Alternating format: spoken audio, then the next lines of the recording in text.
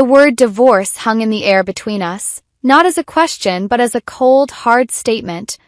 My husband, Mark, had just walked through the door after work, his tie slightly loosened, and delivered the verdict without preamble. In my previous life, that single word had shattered me. I remembered the feeling all too well, the floor dropping away, the frantic, desperate questions bubbling up. What did I do wrong? Is there someone else? What about our son, Leo? He's going to be a senior next year. I had been Amelia then, a devoted wife and mother who defined her entire existence by the approval of her family. I had cried, I had begged, I had sworn to be better, whatever that meant. But that was a different Amelia. That Amelia was dead. She had died a decade from now, pushed from a high-rise rooftop by the very son she had sacrificed everything for. When I opened my eyes this morning, the familiar hum of the air conditioner, the scent of the lemon-scented polish I used on the furniture, the weight of my 35-year-old body, it was all a brutal, beautiful shock. I was back. Back to the moment 10 years ago when Mark first asked for a divorce. The memories of my other life flooded me, a toxic, clarifying poison. I saw it all with perfect, painful clarity. Mark's sudden change of heart the day after asking for the divorce, all because his mother, Eleanor, had a stroke and was left paralyzed. He didn't want me back. He wanted a free, round-the-clock nurse. For 10 years I played the part. I bathed Eleanor, fed her, turned her to prevent bed sores, and swallowed every ounce of her ingratitude. I gave up my career as a promising graphic designer to become a full-time caretaker and tutor for Leo, who had started slipping in school. I lived on the periphery of my own life, my world shrinking to the walls of this house and the demands of two people who secretly despised me. The day Eleanor finally died, Mark served me with divorce papers. He and Leo, my beautiful boy, had conspired against me. They used my love for Leo to trick me into signing away my rights to everything, leaving me with nothing but the clothes on my back. And then, as a final glorious insult, Mark publicly and proudly married his college sweetheart Clara, a woman he had been cheating with for years. Driven by a grief I could no longer contain, I went to their new penthouse to demand an explanation, to force them to look me in the eye. It was Leo who opened the door. Leo, whose university tuition I had paid for with my sanity, whose future I had built with my own broken dreams. He looked at me not with guilt or pity, but with pure, unadulterated hatred. "You just can't let us be happy, can you?" he'd sneered. "You're always in the way." And then he pushed me. A single, sharp shove to the chest that sent me stumbling back, over the low railing of the balcony. The last thing I saw was his face, cold and resolute as I fell 40 stories to my death. Police probably called it a tragic accident. A distraught woman, recently divorced and destitute, had taken her own life. But I knew the truth. Mark and Leo had been colluding all along, waiting for the old woman to die so they could be rid of me and start their perfect new life with Clara. Now, sitting across from Mark at our kitchen table, the past and present collided. The sting of betrayal was no longer a fresh wound but an old, familiar scar, throbbing with the promise of vengeance. This time I was not the victim. This time I was the reckoning. I was going to send their whole family to the crematorium. Mark's voice yanked me back to the present. "Well? Do you have nothing to say?" I lifted my head and met his eyes, the eyes I had once loved so dearly. I saw the impatience there, the expectation of a fight, the readiness to list my failings. He was prepared for tears, for hysterics. He was not prepared for calm acceptance. "Fine," I said, my voice unervingly steady. "I agree to the divorce." He froze, his script suddenly torn to shreds. I could see the gears turning in his head. This was too easy. Suspicion clouded his features. If you agree, that makes this simple," he stammered, trying to regain control. "I can give you custody of Leo, but you'll have to leave with nothing. You can't expect to take half of what I've built." What he had built. The arrogance was breathtaking. I had managed our household budget, invested his bonuses wisely, and lived frugally so our family could have a secure future. And he called it all his. Before I could respond, the door to Leo's bedroom flew open. My son, no, Mark's son, stood there, his face a mask of teenage fury. "I'm not going with Mom," he shouted, his voice cracking with rage. "She's a control freak. She checks my phone, my homework, my life. I'd rather die than live with her." The hatred in his eyes was a perfect match for the look he'd given me before he pushed me off that building. A cold tremor, born of a memory that hadn't happened yet, ran through my body. This was the boy I had quit my job for. The boy I had spent countless hours tutoring, dragging him from a C average to the dean's list. The boy I had protected, nurtured, and loved with a ferocity that now felt like a sickness. In my previous life, his words would have been a dagger to my heart. Now they were just confirmation. A son that ungrateful wasn't a son worth keeping. Watching Leo storm off, Mark looked back at me, a smug, knowing smile playing on his lips. "Amelia, you know Leo always listens to me. As long as I tell him to, he'll agree to live with you." I stared at him, my gaze as cold as the grave I had already occupied. "I don't want custody." Mark's frown was deep, genuinely confused. "Amelia, what nonsense are you talking about? We're discussing custody here. You know I'm busy with work. I don't have time to tutor him. Without your help, his grades will plummet." Ah, so he did know. He knew that Leo's success was a direct result of my labor, my sacrifice. He just didn't value it. I gave a cold, mirthless laugh. He wants freedom and he clearly needs his dad. I'm just granting him what he wants. Is that so wrong? You take custody. And I leave with nothing. Mark shot to his feet, his chair screeching against the tile. Impossible. I looked at him with icy calm and threw the very words he had used to dismiss me in my past life right back at him. Why is it that in your eyes our son still matters less than your money? Stop trying to stir things up, he snapped, his composure cracking. But I had already seen through him, and my unwavering calm was a mirror showing him a version of himself he couldn't control. He was flustered, off balance.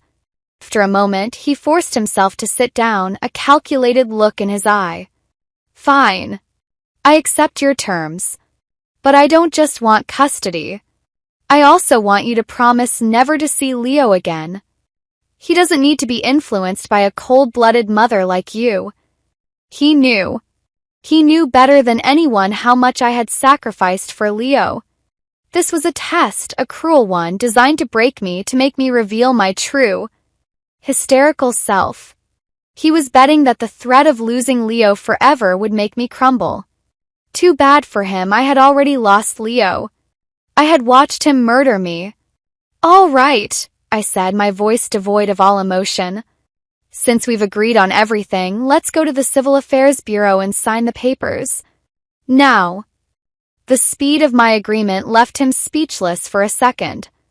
He recovered quickly, his pride refusing to let him show any more surprise. Now? Don't you want to think about it? There's nothing to think about. Let's go. The Bureau, his eyes still carried that smug confidence. He thought this was a bluff, a last-ditch power play. Amelia, I'll give you one last chance, he said as we waited. No need, I cut him off, my eyes fixed on the clerk who was waving us forward.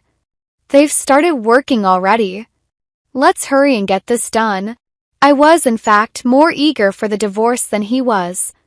I was terrified that the phone call about his mother's illness would come before the ink was dry, and he would back out, trapping me once again. Mark let out a cold, mocking laugh. Stubborn as always. You'll never change. When the divorce certificate was finally in my hands, a flimsy piece of paper that represented my freedom, he still looked confident. Amelia, I know what you're thinking. There's a 30-day cooling-off period. You still have a chance to regret this, right? I actually laughed at that, a genuine, sharp sound that made him flinch. Mark, I'm afraid the one who will regret it is you. His eyes burned with anger. My career is on the rise. I'm about to be promoted to regional manager with unlimited prospects ahead. You don't even have a job. You're just a housewife living off me. Divorcing you only makes me want to set off fireworks to celebrate. I almost wanted to clap. Instead, I pulled out my phone, opened the video recorder, and pointed it at him. Let's agree on this. Whoever changes their mind is a dog. Since you're so confident, dare you record it? He glared at me through gritted teeth, his ego squarely on the line. He nodded sharply. Fine. If 30 days from now you regret it and beg me not to divorce you, you're lower than a dog. Say it to the camera, I insisted. He leaned in, his face a mask of contempt. If 30 days from now Amelia regrets this divorce and begs me to take her back, she is lower than a dog. I saved the video and put my phone away.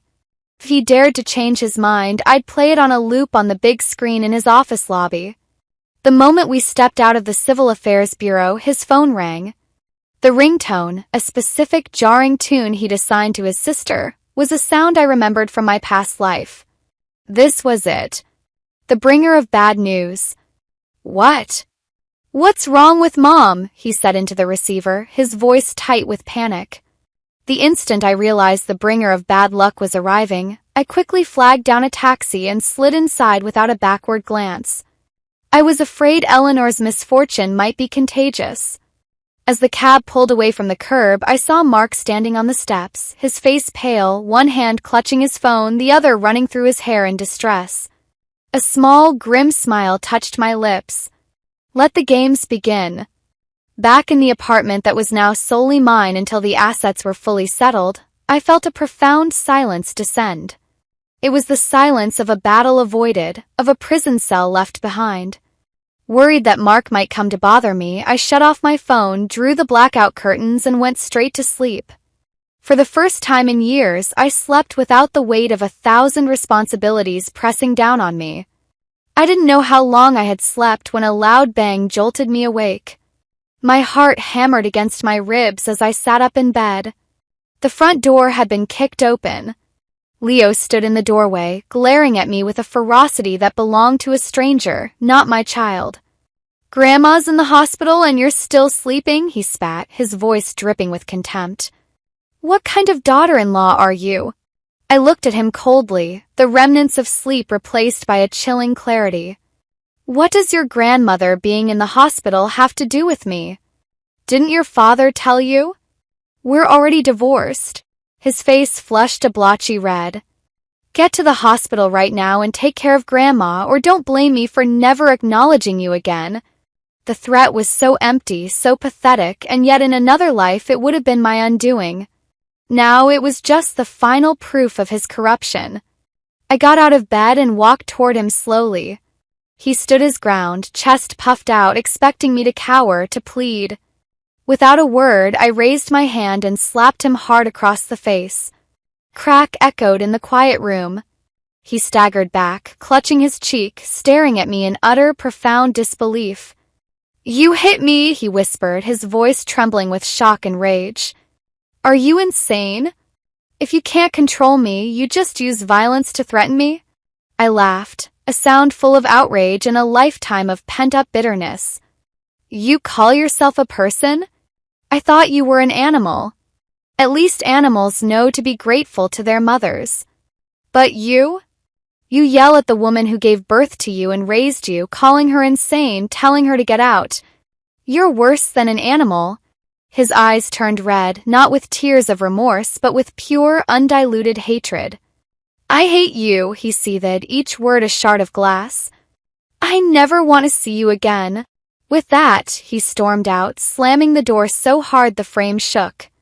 3 left, I looked at my stinging palm with a strange sense of regret. Poor hand. It was dirty now. I should have used the sole of my shoe instead. That evening, I was preparing a simple dinner for one when the door opened again. Mark walked in, throwing his jacket aside the moment he crossed the threshold. His face was a thundercloud of anger. Amelia, I think you really have lost your mind, he barked, advancing on me. You don't answer my calls. You chased our son away. What exactly are you trying to do? I looked at him calmly, wiping my hands on a towel. Mr. Carter, is there some law that says I have to answer your calls? Don't forget we're already divorced. As for Leo, I gave birth to him. If he thinks I was wrong to hit him, he can go ahead and sue me. My completely indifferent attitude was the final straw. Sent him over the edge. He kicked a nearby dining chair, sending it clattering to the floor. Amelia, aren't you afraid that Leo and I will really cut you out of our lives? You're just a full-time housewife who never dresses up, never takes care of herself. Broad shoulders, thick waist, greasy face, sloppy like a sack of potatoes. Without me, who would want you? Without your son, who's going to take care of you when you're old? The words were meant to wound, to diminish me to the nothingness he believed I was. But they were just echoes from a past I had already escaped. Without a second thought, I grabbed the kettle of now cold water from the counter and poured the entire thing over his head. I only regretted it wasn't boiling. He spluttered, gasping in shock. Without giving him a chance to react, I lunged forward, grabbed his sopping wet collar and slammed my fist into his temple. Thwack. I married you at 25. I snarled, hitting him again. Thwack. I ran the household. I raised the kid. Thwack. I spent every day in the kitchen doing laundry and cooking to save money. I didn't buy a single new outfit for 3 years. Thwack. He was too stunned to fight back effectively, his arms flailing as he tried to shield his head. And you dare call me a sack of potatoes? I screamed, my rage a living, breathing thing. You're worse than an animal. You should just drop dead. My rage wouldn't let me stop. I rained punches down on his head and shoulders, a decade of servitude and a lifetime of betrayal fueling my strength. The man who had condemned me to a slow death through neglect, and the boy who had delivered the final blow would learn that this time the victim was gone. In her place stood an avenger. And this was only the beginning. The satisfying thud of my fists against Mark's skull was a symphony of liberation. He finally managed to shove me away, stumbling back and crashing into the overturned chair. He looked utterly ridiculous, dripping wet, his hair plastered to his forehead, his face a canvas of shock and burgeoning bruises. Powerful regional manager-in-waiting was just a drenched, pathetic rat in my kitchen. You're insane, he wheezed, clutching his temple. You've completely lost it. Get out, I said, my voice low and steady, though my knuckles throbbed. Get out of my house before I find out if this frying pan is as effective as my fists. He scrambled backward, fear finally overriding his anger. He fumbled for his soaked jacket and car keys, not taking his eyes off me, as if I were a rabid animal. You'll regret this, Amelia. You'll be crawling back. I'd rather crawl over broken glass, I replied, holding the cast-iron skillet threateningly. The door slammed shut, and the silence returned, deeper and more profound than before. I leaned against the counter, my breath coming in ragged gasps. Adrenaline coursed through me, a potent mix of fury and exhilaration. I had fought back. I had drawn a line in the sand, and for the first time it was them who had retreated. My first order of business was to change the locks. I couldn't rely on Mark's fear to keep him away indefinitely. I found a 24-hour locksmith online and paid a premium for an immediate service call. As the mechanic drilled out the old lock, I felt another layer of the past being stripped away. This was my sanctuary now. My fortress. Next, I turned my phone back on. It lit up with a barrage of missed calls and furious texts from Mark, and a few from unknown numbers that were likely his family. I deleted them all without reading. Then I went to the bank. It was time to secure my financial independence. During our marriage, I had maintained a separate savings account, a small nest egg I'd built from freelance design work I'd taken on sporadically over the years. Mark had always dismissed it as pin money, but it had been my lifeline, my secret proof that I still had skills beyond motherhood and housekeeping. I withdrew every last cent. It wasn't a fortune, enough to live on for a few months if I was careful, but it was mine. untouched by Mark's influence, untainted by his betrayal. With cash in hand and a new set of keys, I felt a surge of power. But I knew this was just the calm before the storm. Mark's mother, Eleanor, was in the hospital. Paralysis, I knew from my previous life, was permanent. And Mark, the golden boy, was not equipped to handle it. He would try to shove the responsibility onto someone else, and with me officially out of the picture, his options were limited. His sister, Diana, lived across the country and had washed her hands of their demanding mother years ago. Clara, the mistress, was not the type to wipe an old woman's backside. He would be back. He would try to manipulate, guilt, or threaten me into resuming my role as the unpaid caretaker. I couldn't be here when he did. I booked a train ticket to a coastal town a few hours away. A small, quiet bed and breakfast with no connection to my old life. I packed a single bag with essentials, my laptop, and all my important documents, passport, birth certificate, and the precious divorce papers. I was leaving the gilded cage, and I wasn't looking back. Just as I was zipping up my suitcase, my phone buzzed. It was an unknown number, but I had a feeling I knew who it was. I answered, putting it on speaker as I continued to get ready. Amelia? It's Diana, Mark's sister. Her voice was tight, laced with a familiar, long-suffering exasperation. I heard about you and Mark. I'm sorry, but well, we have a situation. Mom had a stroke. She's paralyzed. I'm sorry to hear that, I said, my tone neutral, devoid of the sympathy she was fishing for. There was a pause. She's being discharged in a couple of days. Mark is overwhelmed with work. You know how he is. And with the divorce and Leo, it's a mess. But we were hoping you could help out. Just for a little while. For Leo's sake. There it was. The guilt trip. The appeal to my maternal instincts. It had worked like a charm in my previous life. Diana, I said calmly. As you know, Mark and I are divorced. My obligations to his family are legally and morally terminated. I suggest you hire a nurse. Or perhaps Mark should reduce his hours. His mother, his responsibility. The silence on the other end was stunned. Amelia, how can you be so cold? After everything our family has done for you. What have you done for me, Diana? I asked, genuinely curious. You visited twice in 10 years, both times expecting to be waited on hand and foot. You've never once offered to help with your mother, even for a weekend. Your family took my labor for granted for a decade.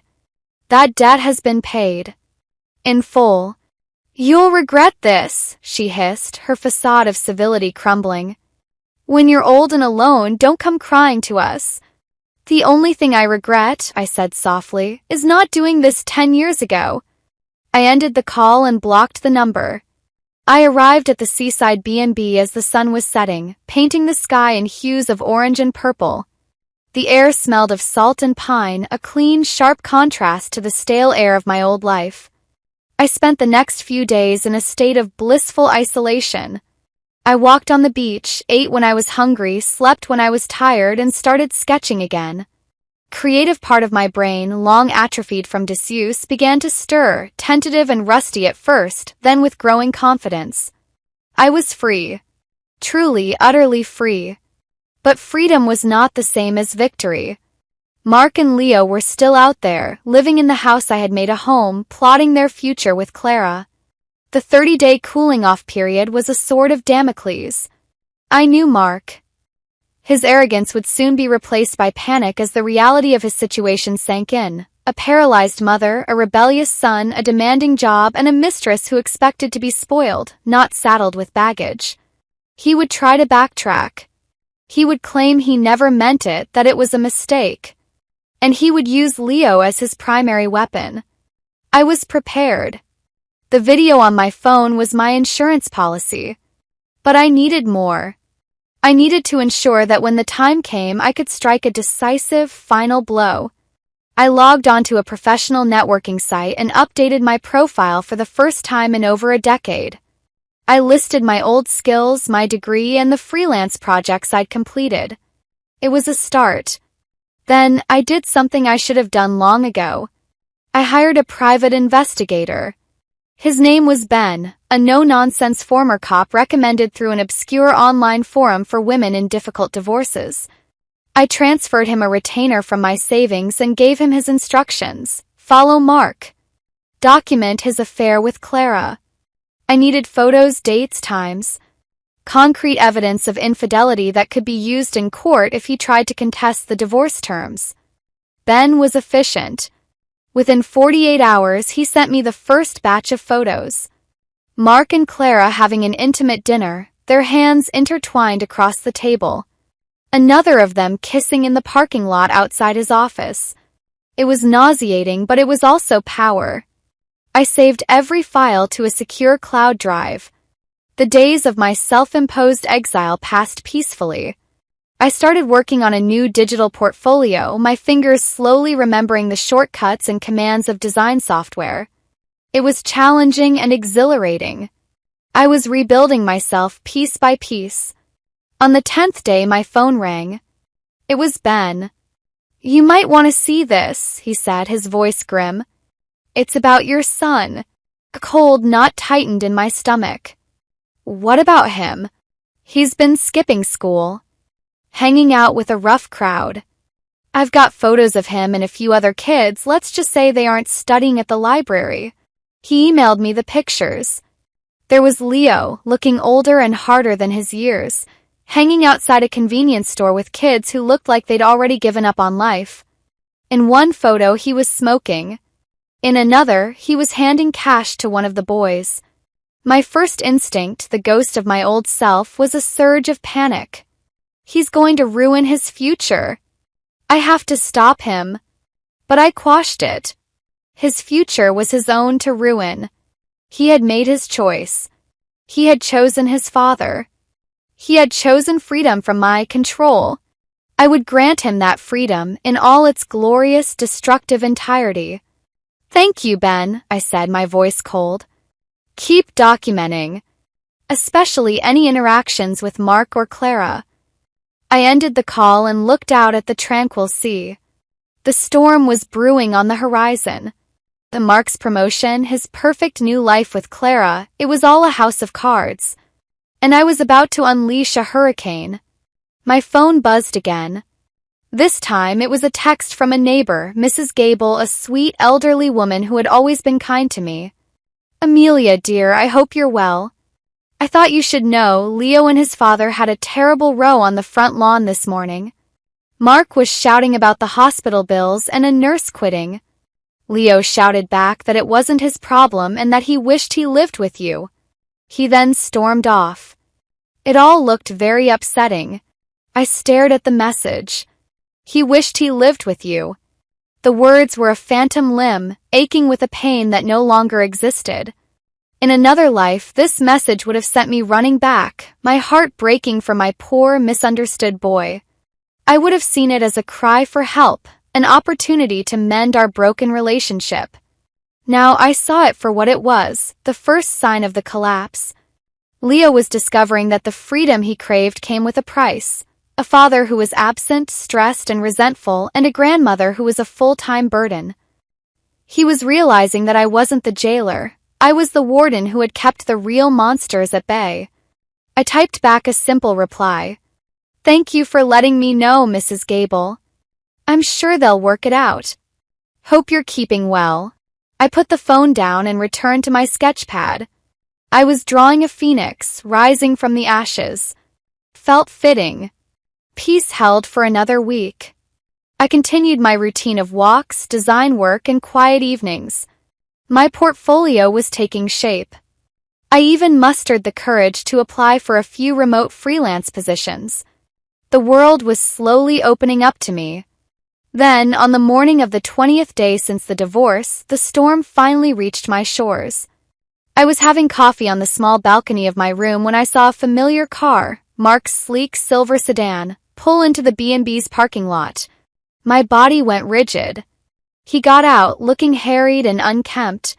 His suit was wrinkled and there were dark circles under his eyes. Confident executive was gone, replaced by a man buckling under pressure. He scanned the building, and his eyes locked onto mine on the second-floor balcony. A mixture of relief and anger crossed his face. He strode toward the stairs. I didn't move. I took a slow, deliberate sip of my coffee, waiting. A few moments later, there was a knock on my door. It wasn't a frantic pounding, but a tired, defeated tap. I opened it. He stood there, his shoulders slumped. "Amelia," he began, his voice rough. "We need to talk." "About what, Mark?" "We've said all there is to say." "It's about Leo," he said, his trump card. He's not doing well. He's failing his classes. He's gotten into fights. He misses you." I leaned against the doorframe, regarding him with icy detachment. He told me he never wanted to see me again. I'm respecting his wishes. He's a teenager. He doesn't know what he wants. Mark's voice rose in frustration. "You're his mother. Don't you care?" "I did care," I said softly. "I cared enough to sacrifice everything for him. And he repaid me with hatred. You both did. You don't get to summon me back now that you've discovered the job is harder than you thought." His composure broke. "Damn it, Amelia. My mother is paralyzed. I'm drowning at work. Leo is spinning out of control. I can't do this alone." "You're not alone," I pointed out. "You have Clara. Perhaps she'd like to play stepmommy and nurse. It's a package deal." His face flushed with anger and shame. He knew I knew. "This is your fault. If you hadn't been so stubborn, if you had just been reasonable." I laughed, a short, sharp sound. "Reasonable? You mean if I had agreed to be your unpaid servant for another 10 years? No, thank you." I started to close the door. "Wait." He shoved his foot in the doorway. "The divorce, the cooling-off period. I was wrong, Amelia. I made a mistake. Let's call it off. We can go back to the way things were. For Leo's sake." There it was. The moment I had been waiting for. The groveling retraction. I looked at him, this broken, pathetic man, and felt nothing but contempt. I pulled out my phone, navigated to the video, and pressed play. His own voice, filled with arrogant certainty, filled the space between us. "If 30 days from now, Amelia regrets this divorce and begs me to take her back, she is lower than a dog." Color drained from Mark's face. He looked from the phone to my face, his eyes wide with horror. I stopped the video. "You were saying, Mark? Did you come here to bark for me?" His expression twisted from shock to pure, unadulterated rage. "You bitch," he whispered. "That's Ms. Bitch to you," I said sweetly. "Now remove your foot from my door before I break it." He yanked his foot back as if burned. "You'll pay for this, Amelia. I swear you'll pay." "I've already paid," I said, my voice dropping all pretense of amusement. "I paid with 10 years of my life. I paid with my dignity. I paid with my son. I have nothing left for you to take. Now get off my property before I call the police and have you arrested for trespassing." I slammed the door in his face and locked it. I heard him let out a strangled roar of fury, followed by the sound of him kicking the railing outside before his footsteps stomped away down the stairs. I stood there, listening as his car peeled out of the parking lot. My heart was pounding, but not with fear. With triumph. First major battle was won. He had shown his hand. He was desperate. And a desperate man makes mistakes. I looked at the calendar. 10 more days until the divorce was final. 10 more days until I was permanently, irrevocably free from the man who had destroyed me. But freedom was no longer enough. It was time to go on the offensive. It was time to visit the hospital. It was time to see dear old Eleanor. The encounter with Mark left me not with anxiety but with a cold, clear focus. His desperation was a weapon I could wield. He was no longer the puppet master. He was a man frantically trying to plug holes in a sinking ship. I checked out of the B&B an hour after he left, my small bag packed, my mind already racing ahead. I didn't go home. I headed straight for the city, for the hospital where Eleanor was housed. I needed to see the situation for myself to understand the exact nature of the battlefield. I also needed to be seen. I wanted Mark to know I was back, that I was close, and that I was utterly unmoved by his plight. The hospital smelled of antiseptic and despair, a familiar scent from my previous life. I walked the linoleum-floored corridors with a sense of grim déjà vu. I found Eleanor's room without having to ask at the nurse's station. I remembered the number. I paused outside the door, steeling myself. Pushing it open, the scene was exactly as I remembered from a decade ago, yet completely different. There she was, propped up in the bed, her face a pale, sunken mask of self-pity. A stroke had stolen the movement from the right side of her body, and with it, the last vestiges of her false civility. Her eyes, sharp and critical as ever, locked onto me the moment I entered. "You," she slurred, the word thick and dripping with venom. "Where have you been?" "I've been lying here, neglected. That useless son of mine hires incompetent nurses who don't know how to do anything." In my past life, her words would have been a lash, driving me to prove my worth, to work harder to earn her impossible approval. Now they were just the pathetic buzzing of a trapped fly. "Eleanor," I said, my voice flat. "You look well." She glared, her good hand clenching the sheet. "Don't you take that tone with me. Get me some water. And adjust this pillow. It's choking me." I didn't move. I stood at the foot of her bed, observing her like a specimen. "I'm not your nurse, Eleanor. I'm not your daughter-in-law.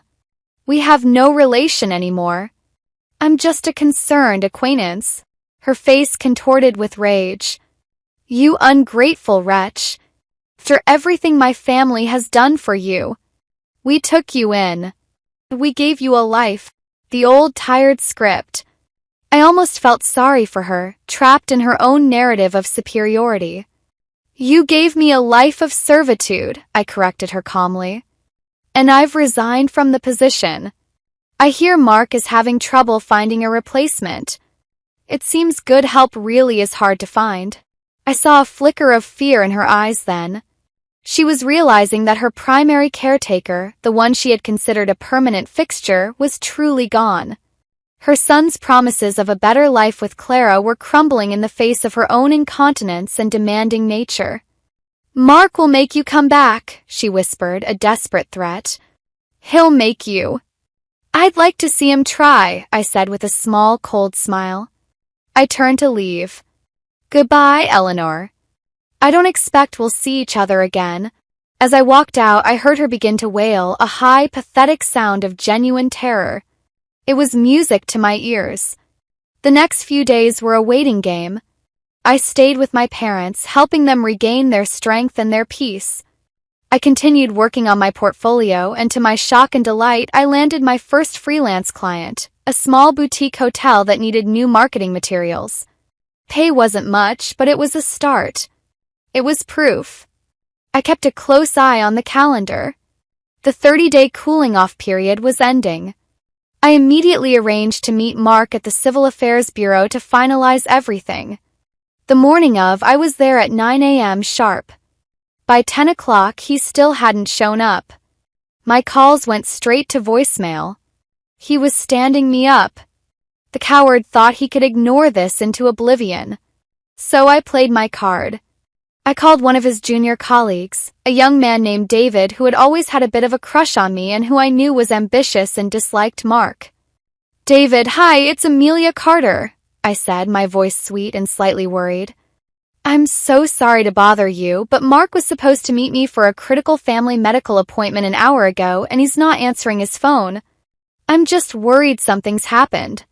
Is he there?" Less than a minute after I hung up, my phone rang. It was Mark, his voice sharp with fury. "Amelia, what the hell are you trying to do?" I sneered. You stand me up and then ask me that? Are we getting this divorce finalized or not? His tone hardened, the last vestige of his bargaining position. No. I'm not agreeing to the previous terms. Unless you give me all the property, you're not just walking away. He was trying to blackmail me. He thought I was so desperate to be free that I'd pay any price. I laughed, a genuine hearty laugh. Then we'll take it to court.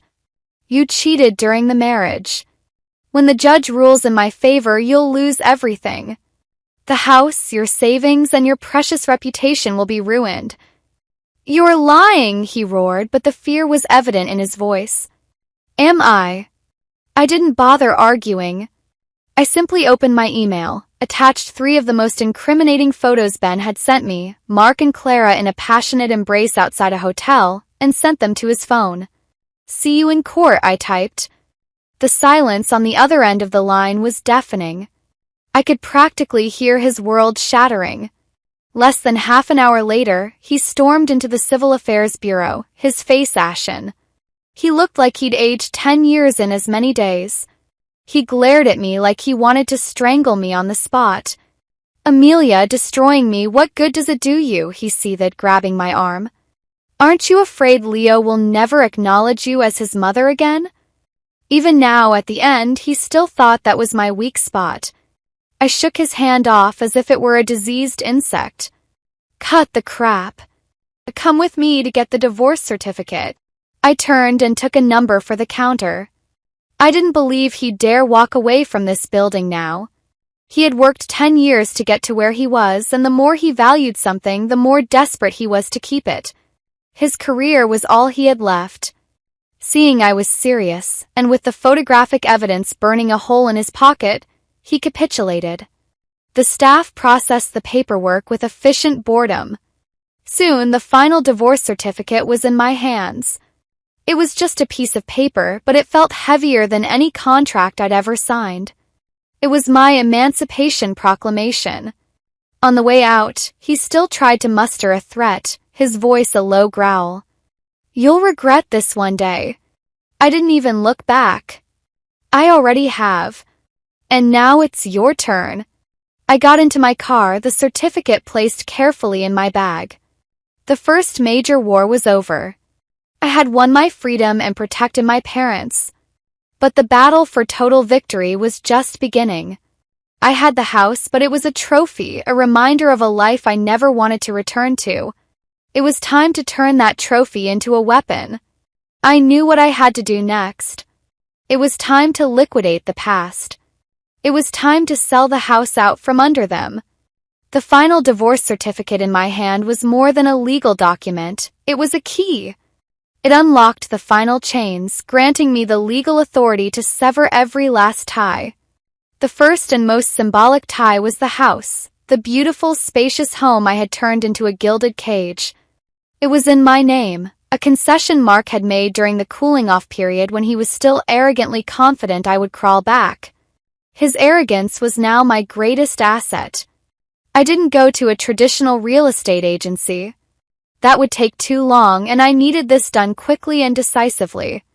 I remembered a client my father had done business with years ago, a man named Mr. Chen who ran a private lending and investment company. He was known for being sharp, discreet, and for having a network of people who weren't afraid of complicated situations. He was the perfect solution. I met him in his modest, unassuming office. He was a man in his 50s with calm eyes and a firm handshake. I laid it out plainly, no sugarcoating. Mr. Chen, I have a property. Fully paid, clear title in my name. My ex-husband and son are currently living there, and they are hostile. I need it sold fast and as is. I understand that the presence of reluctant occupants might affect the price. I'm prepared for that. Mr. Chen listened intently, his fingers steepled. Hostile occupants can be a problem, he said slowly. But not an insurmountable one. My company sometimes acquires properties for our portfolio. We have our own methods of ensuring a smooth transition. The price, however, would be significantly below market value. I'm not looking for market value. I said, meeting his gaze. I'm looking for speed and finality. I want it off my hands and out of my life. Today. He nodded, understanding perfectly. We negotiated a price. It was a lowball offer, a fraction of what the house was truly worth. But it was cash, immediate, and it came with the unspoken promise that he and his team would handle the eviction. For me, it wasn't a loss, it was the cost of my freedom and my revenge. I was paying them to take my problem away.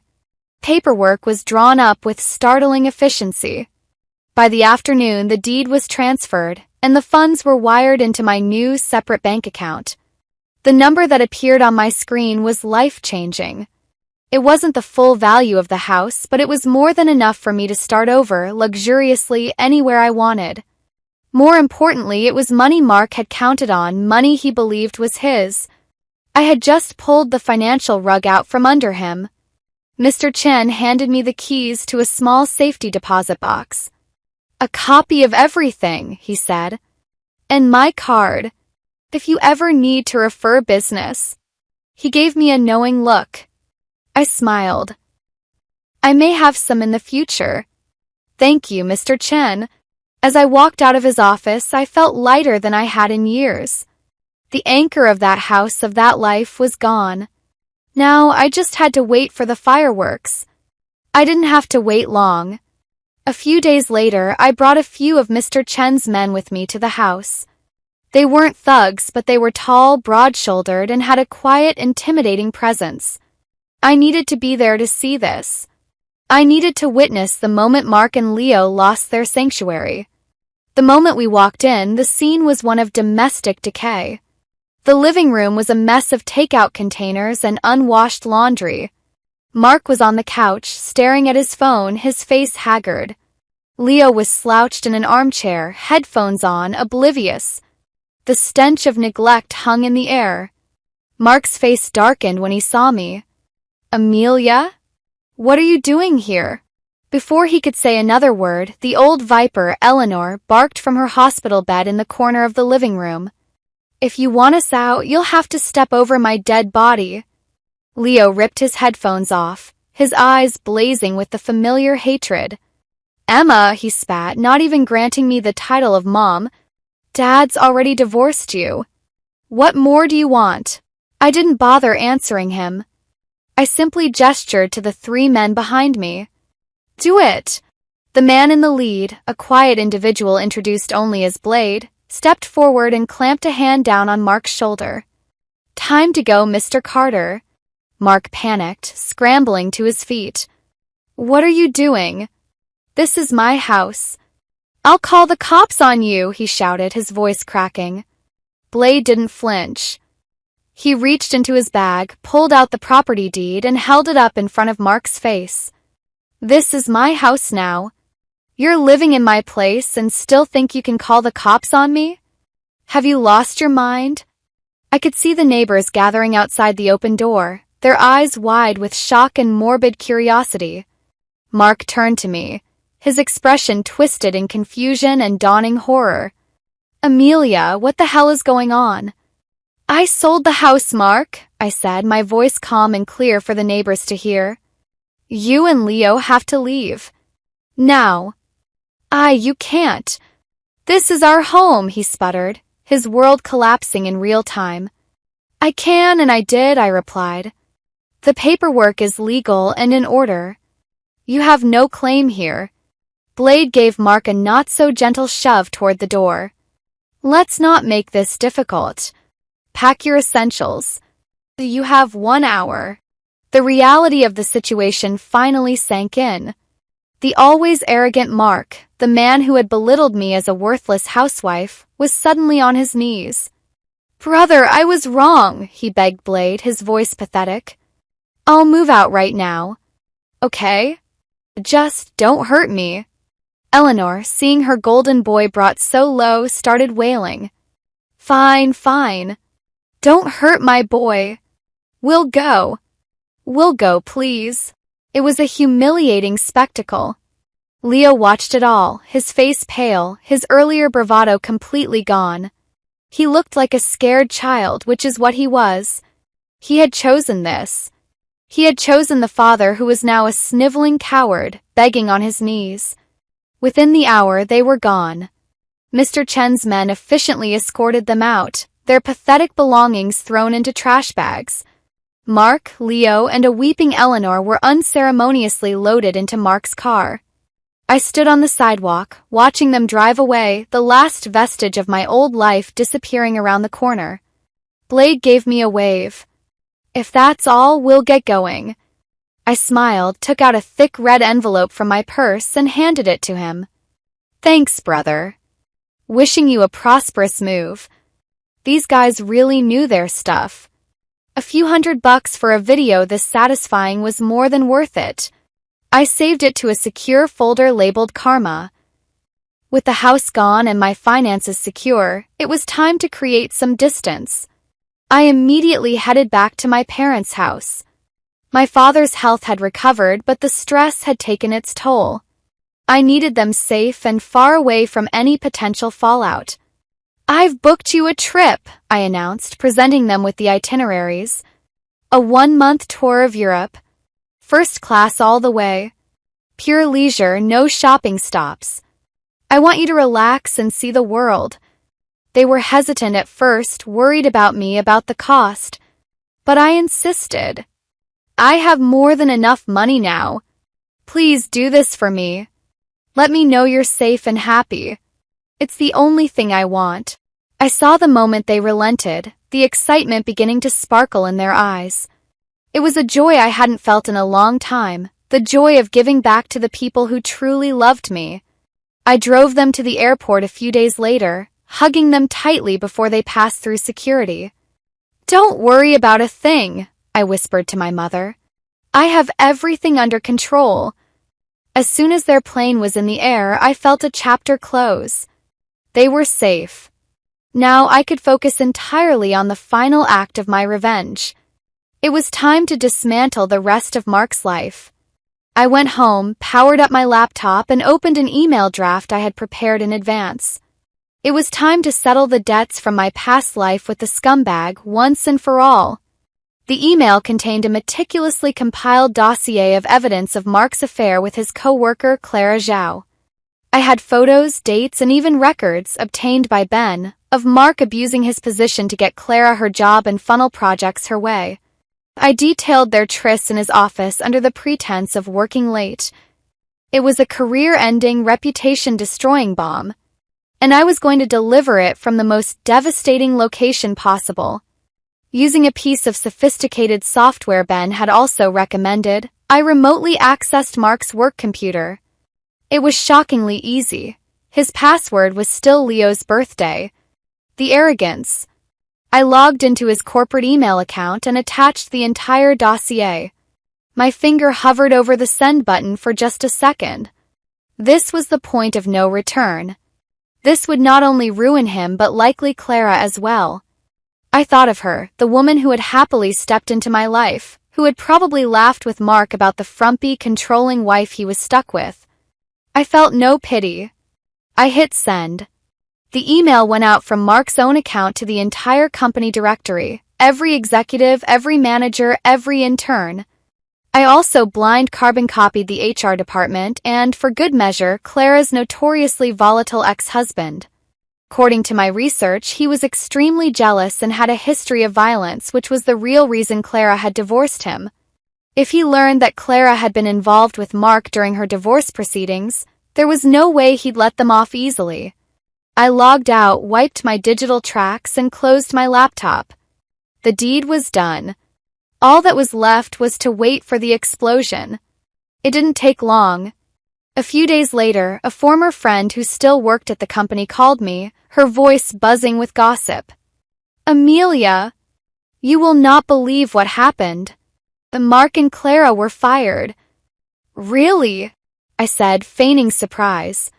"What happened?" Apparently, Mark sent a company-wide email by mistake. It had all these pictures of him and Clara and details about their affair. It was a bloodbath. Then, Clara's ex-husband showed up at the office and started beating her. Mark tried to sneak away, but Clara screamed for him and the ex turned on him. He beat Mark like a dead dog. Purity had to tear him off. Police were called. It was insane. I listened, a slow, cold smile spreading across my face.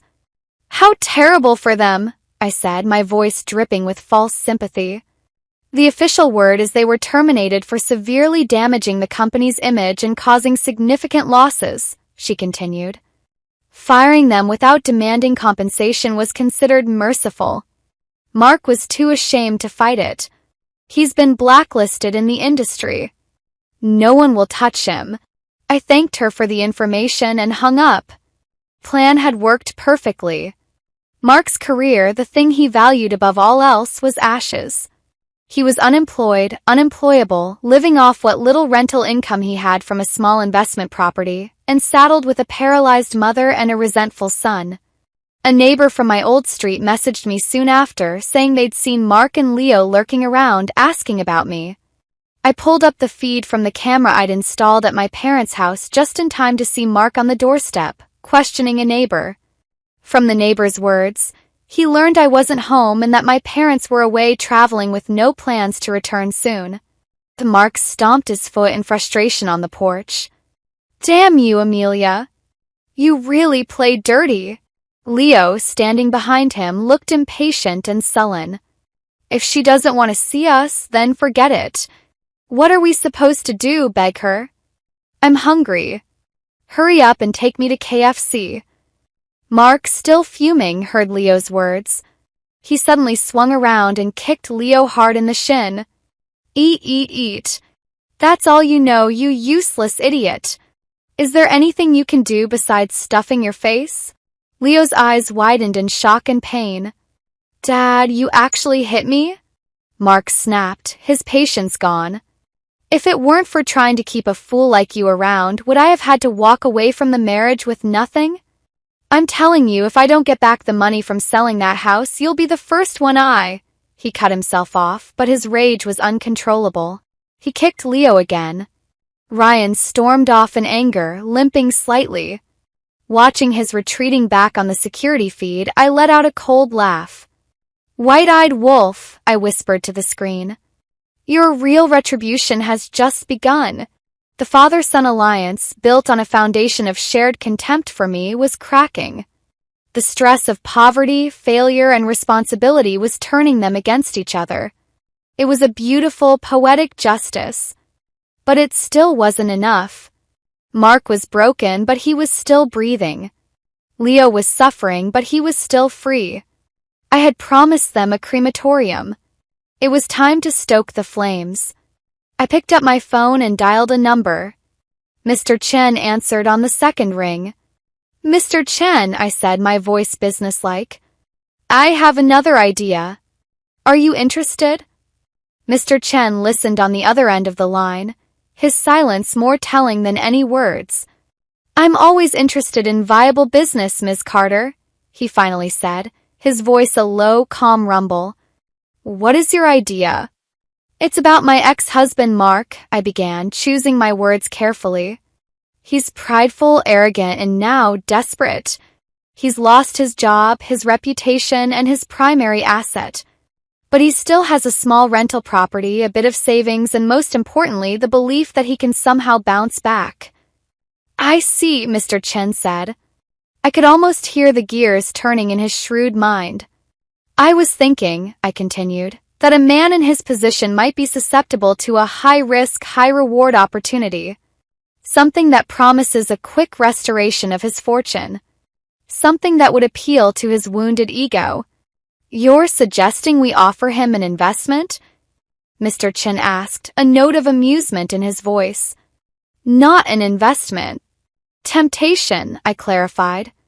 I've heard your company has diverse interests.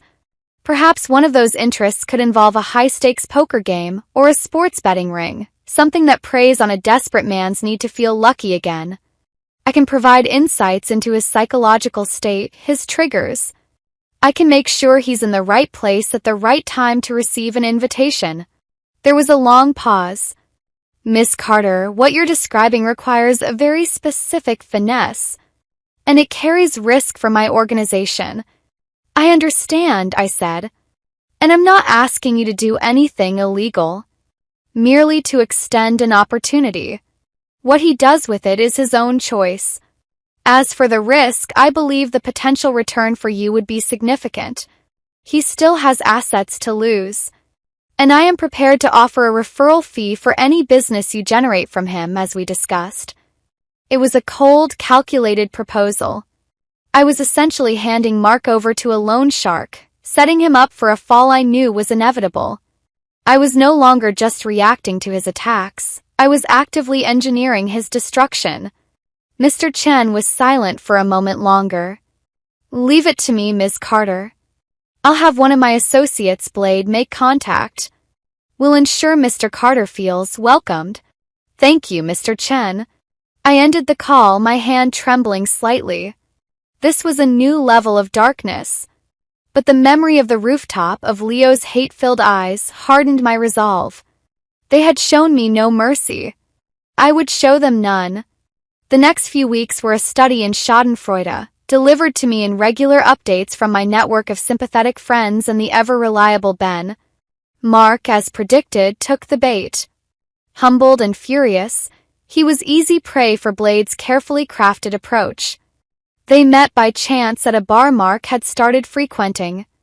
Blade, playing the part of a successful, slightly dangerous entrepreneur, sympathized with Mark's unfair situation. He spoke of quick turnarounds, of insider tips, of a world where real men took risks and got rewarded. Mark, whose entire identity was built on being the smartest man in the room, lapped it up. He started small, betting on sports games. He won a little, just enough to hook him. Then Blade introduced him to a private poker game. The stakes were high, the atmosphere thick with cigar smoke and false camaraderie. Mark, believing his analytical mind gave him an edge, dove in headfirst. He lost. Badly. He drained his remaining savings. Then he took out a massive high-interest loan from Mr. Chen's company, using his last remaining asset, the rental property, as collateral. He was sure he could win it all back. It was just a streak of bad luck. He lost that too. The updates became more grim. Mark was now drowning in debt. Clara Zhao, seeing the writing on the wall, dumped him immediately. She hadn't signed up for a broke, indebted man with a paralyzed mother and a teenage son. Her departure was the final nail in the coffin of Mark's fantasy life. My friends, those who knew the full story, thought this was enough. He's lost everything, Amelia, one said over coffee. His career, his money, his mistress. Isn't that sufficient? You should let go and start your new life. I just smiled and sipped my coffee. He still has his health, I said softly. And his freedom. That's more than he left me with. They didn't understand. They saw a man who had fallen far. I saw a man who needed to be buried. Ben's reports on Leo were equally satisfying in their own tragic way. With no one to supervise him, Leo had dropped out of school entirely. He spent his days drifting, his nights getting into trouble with his new, rougher friends. He was no longer the entitled brat.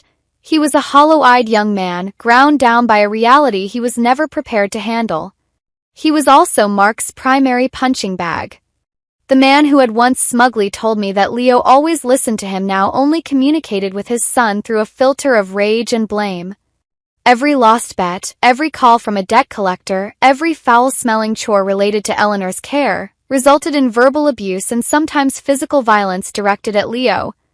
The son who had idolized his father now looked at him with a mixture of fear and loathing. The father-son bond, the alliance that had killed me, was now a chain of mutual hatred. It was perfect. 3 months after I had initiated my plan with Mr. Chen, I came home to my new, sleek apartment to find a familiar figure lurking outside. Mark. He looked like a ghost of his former self. His clothes were rumpled and dirty, his face gaunt, his eyes sunken and desperate. The moment he saw me, he rushed over, thrusting a bedraggled bouquet of gas station flowers toward me. Amelia! I finally found you. The smell of stale alcohol and unwashed body hit me like a physical blow. I immediately stepped back 3 paces. Did you fall into a cesspit? Your mouth smells foul. Get away from me. A flash of humiliation crossed his face, but it was quickly replaced by a desperate, manic energy. He plastered on a grotesque parody of a smile and moved closer. Amelia, don't be like this. I came today with good news. I stared at him, utterly repulsed. Good news! He blurted it out eagerly, as if presenting me with a winning lottery ticket. Amelia, my mom's dead. Come back with me. Leo misses you. Let's go back to the way things were. Our happy family of 3. I actually laughed, a sharp, disbelieving sound that echoed in the quiet street. This scumbag was proud of his good news. His own mother had died. The woman he had trapped me into caring for was gone, and instead of mourning, he was parading her death around like a prize that should entice me back. In my previous life, that old viper had lasted 10 more years under my dedicated care. This time, driven to an early grave by her darling son's neglect and abuse, she had succumbed quickly. It was the fitting end she deserved. Mark leaned in closer when I didn't answer, his breath toxic. Amelia, He didn't get to finish. I slammed my foot hard into his crotch. He let out a high-pitched gasp, doubling over and collapsing to the pavement. I told you to stay away from me, I said, my voice cold as ice. Can't you understand human speech? You disgust me.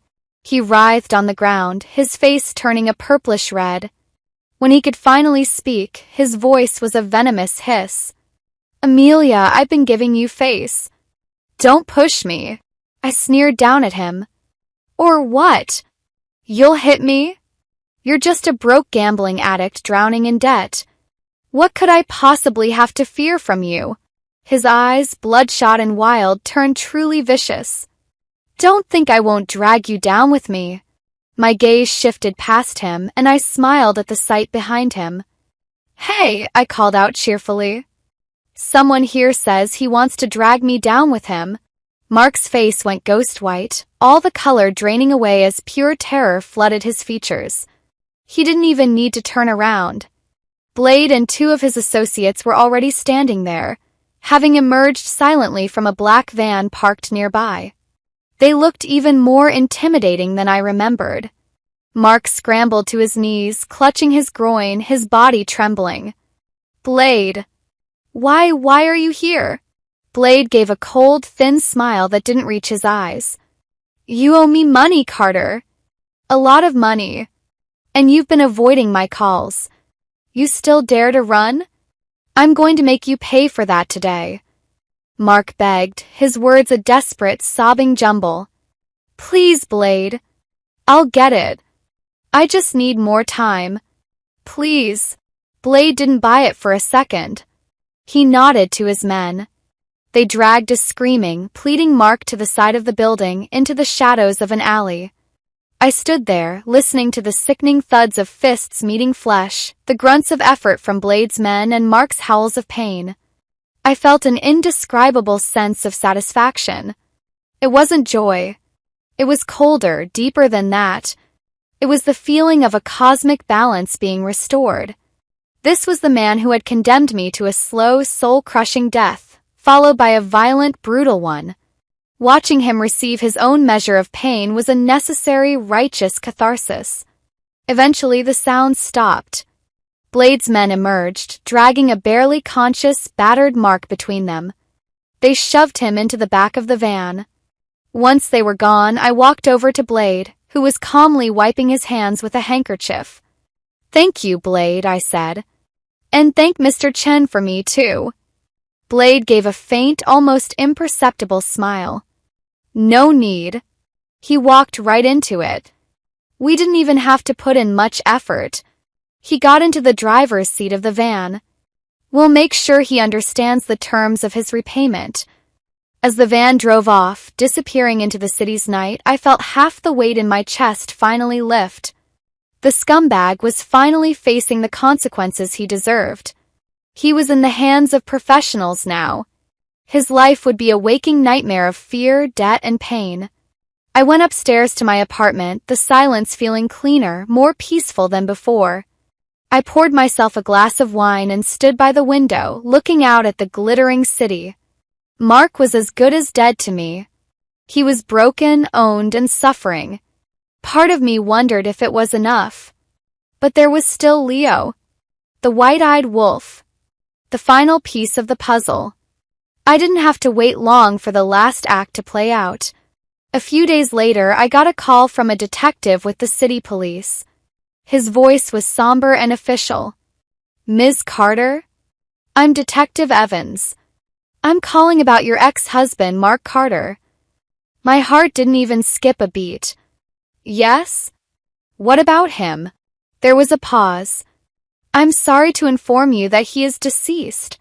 I was silent, letting the words hang in the air. "How?" I finally asked, my voice perfectly calibrated to sound shocked and sad. "It appears to be an accident," the detective said. "According to your son, Ryan, who is the only witness, they were arguing in their apartment. Mr. Carter was intoxicated and became violent. During the struggle, he fell from the balcony. It was the 12th floor. He died on impact." I closed my eyes. So it was Leo after all. In this life, as in the last, he had been the one to deliver the fatal push. The symmetry was chilling. Cause and effect. Retribution. "The reason for my call, Ms. Carter," the detective continued, "is that your son Ryan is currently in custody. He's been charged with manslaughter. His mental state is fragile. He's refusing to eat or drink, and he keeps demanding to see you. As his only remaining parent, we were hoping you might be willing to come down and speak with him." I took a slow, deep breath. This was the final meeting. The last page of this bloody, rewritten story. "I'll be there," I said. The police station was a monument to sterile, fluorescent-lit misery. The air smelled of stale coffee, sweat, and despair. Detective Evans, a man with a tired face and a non-judgmental demeanor, led me to a small, windowless interview room. "It's not a pretty situation, Ms. Carter," he said, his voice low. "The boy is broken. He vacillates between catatonic silence and hysterical outbursts. The only thing he's been consistent about is asking for you." I nodded, my face a mask of appropriate maternal concern. Inside, my heart was a block of ice. "Thank you, Detective. I'll see what I can do." He opened the door for me and I stepped inside. It had been just over 6 months since I'd last seen Leo, but the figure slumped over the scarred metal table was almost unrecognizable. The boy I had raised was gone, replaced by a gaunt, unkempt stranger. His hair was greasy and uncombed. His clothes hung off his thin frame, and his hands, cuffed in front of him, trembled uncontrollably. He looked like a sewer rat pulled from the darkness, his eyes wide with a perpetual trapped terror. When he saw me, a jolt went through him. His expression lit up with a desperate, pathetic hope. "Mom," he croaked, his voice raw. You finally came." I sat down across from him, placing my purse neatly on the table. I didn't speak. I just looked at him, taking in the full measure of his ruin.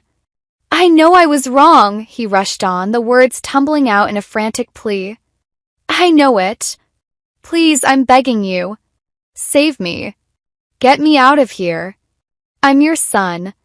You can't just let me die in here." His eyes begged for a forgiveness that had been incinerated in the fire of my rebirth. I looked at him calmly, my heart an utterly unmoved fortress. "Leo," I said, my voice quiet and even, "isn't this the freedom you once begged for? The freedom you said was worth life or death. Why don't you like it now?" He froze. My words, so cold and deliberate, didn't compute. They weren't the script he had written in his head. He had expected tears, reassurances, a mother's blind, forgiving love. He had not expected this icy reflection of his own cruelty. Confusion in his eyes curdled, transforming in an instant into pure, undiluted venom. The mask of the repentant son shattered, revealing the white-eyed wolf beneath. "Emma," he hissed, my name a curse on his lips. You vicious woman. This is all your fault. Why did you have to divorce Dad? The shift was so sudden, so absolute, it was almost fascinating. The blame, even now at the very end, was mine to bear. He leaned forward, his cuffed hands slamming on the table. The one who should have died is you. I was a top university graduate, an executive at a major company with a six-figure salary. I was meant to have a happy life. You ruined everything.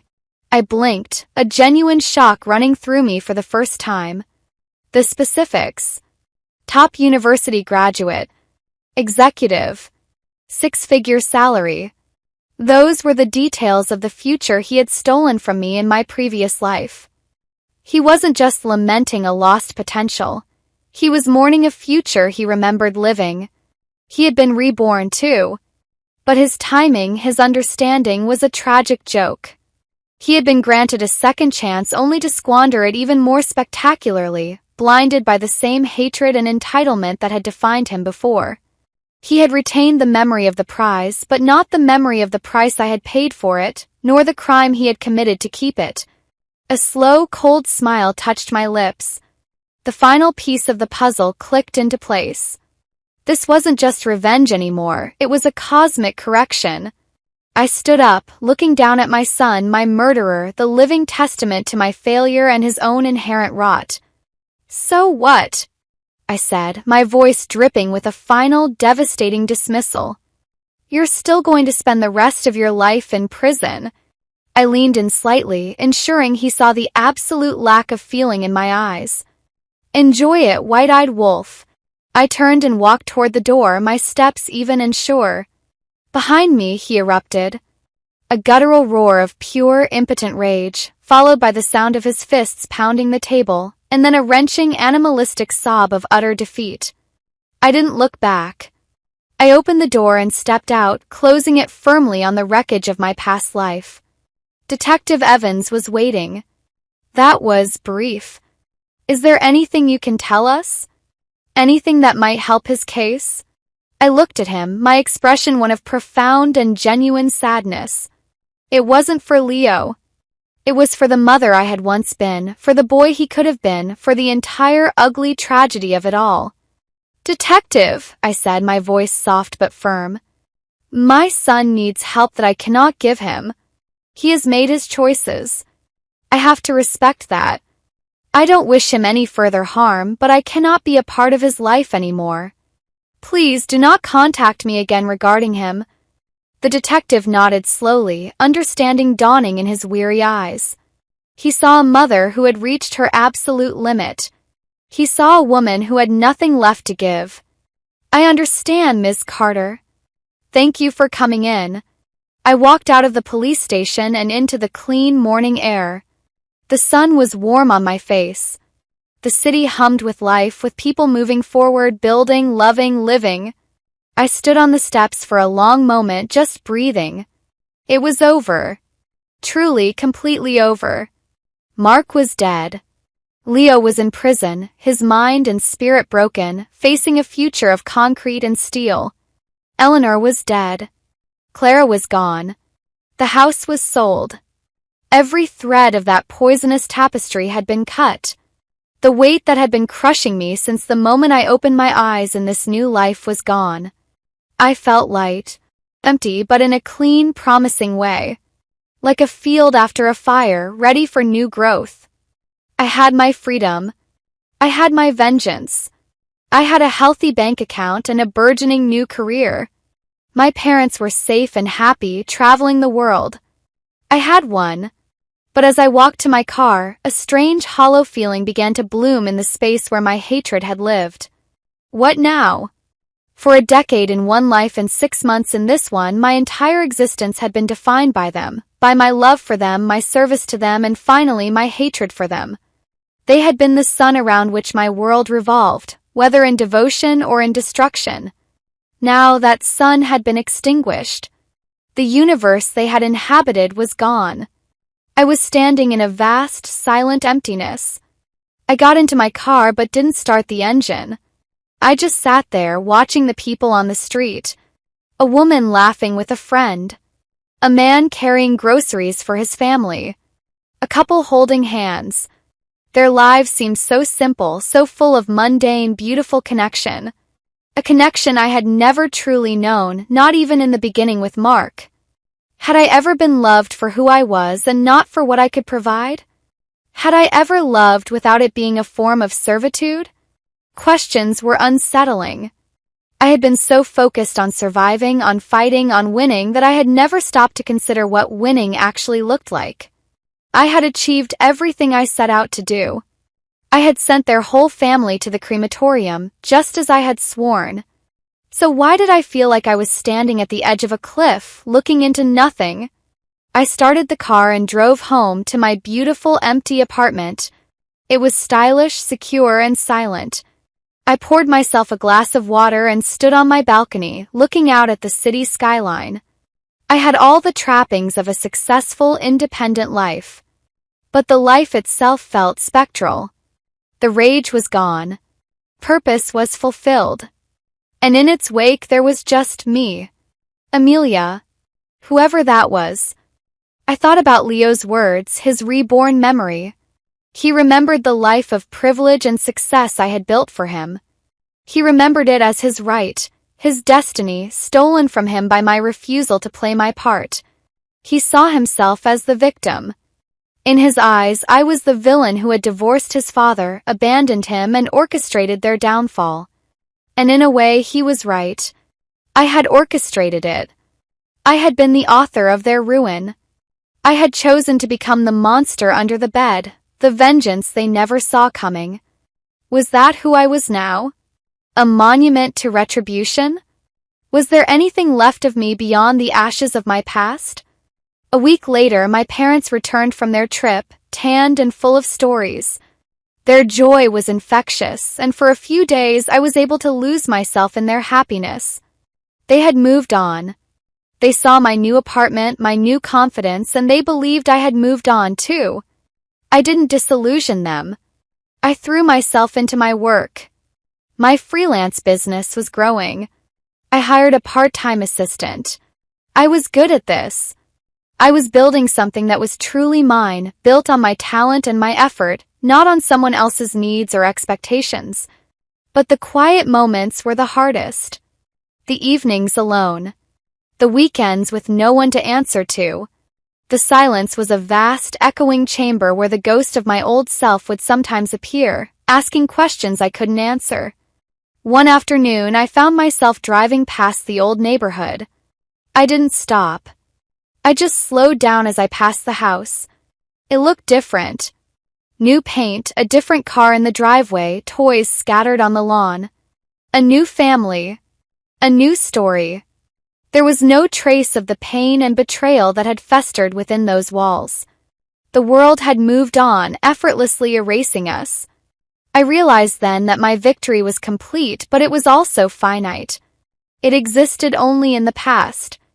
I had been so busy burning down my old life that I had forgotten to lay a foundation for a new one. I had avenged my death. But I hadn't yet figured out how to live. The hollow feeling didn't dissipate. It settled in, a quiet companion in my sleek, silent apartment. I had won a war, but peace felt strangely like a void. My days were structured, productive, and utterly solitary. My freelance design business was thriving, but the success felt like points on a scoreboard in an empty stadium. The applause I had craved, the acknowledgement from Mark and Leo that I had been wronged, that I was worthy, was silence. One was dead, the other imprisoned, and both had died hating me. My parents, bless them, tried to fill the silence. They invited me for dinners, sent me articles about new hobbies, subtly mentioned friends with lovely sons who were finally single. I loved them for it, but their world of bridge games and garden clubs felt like a foreign country I couldn't immigrate to. I had seen the abyss. I had pushed men into it. You don't come back from that and start discussing rose varieties with the same ease. The nightmares began a month after my visit to the police station. Not of falling, but of pushing. I would stand on the balcony, but it was me who had my hands on Leo's chest, my face contorted with the same hatred he had shown me. I would wake up gasping, the phantom feel of his shirt in my fists, my heart hammering against my ribs. My therapist, a calm woman named Dr. Evans, called it projection of guilt and moral injury. I called it the cost of doing business, but the currency was pieces of my soul.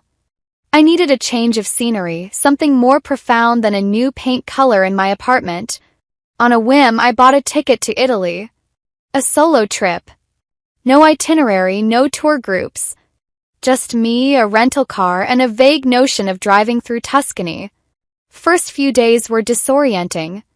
The beauty of the rolling hills, the ancient stone villages, the vibrant fields of sunflowers, it all felt like a postcard I was failing to properly appreciate. I was a ghost moving through a world of vibrant color. I'd sit in a piazza with a cappuccino, watching families and lovers, and feel like an anthropologist studying an alien species of happiness. One afternoon, lost on a dirt road between vineyards, my rental car sputtered and died. I was miles from the nearest village, with a dead phone and a sinking sun. Panic, my old familiar friend, began to creep in. But then, a strange calm descended. This was a practical problem.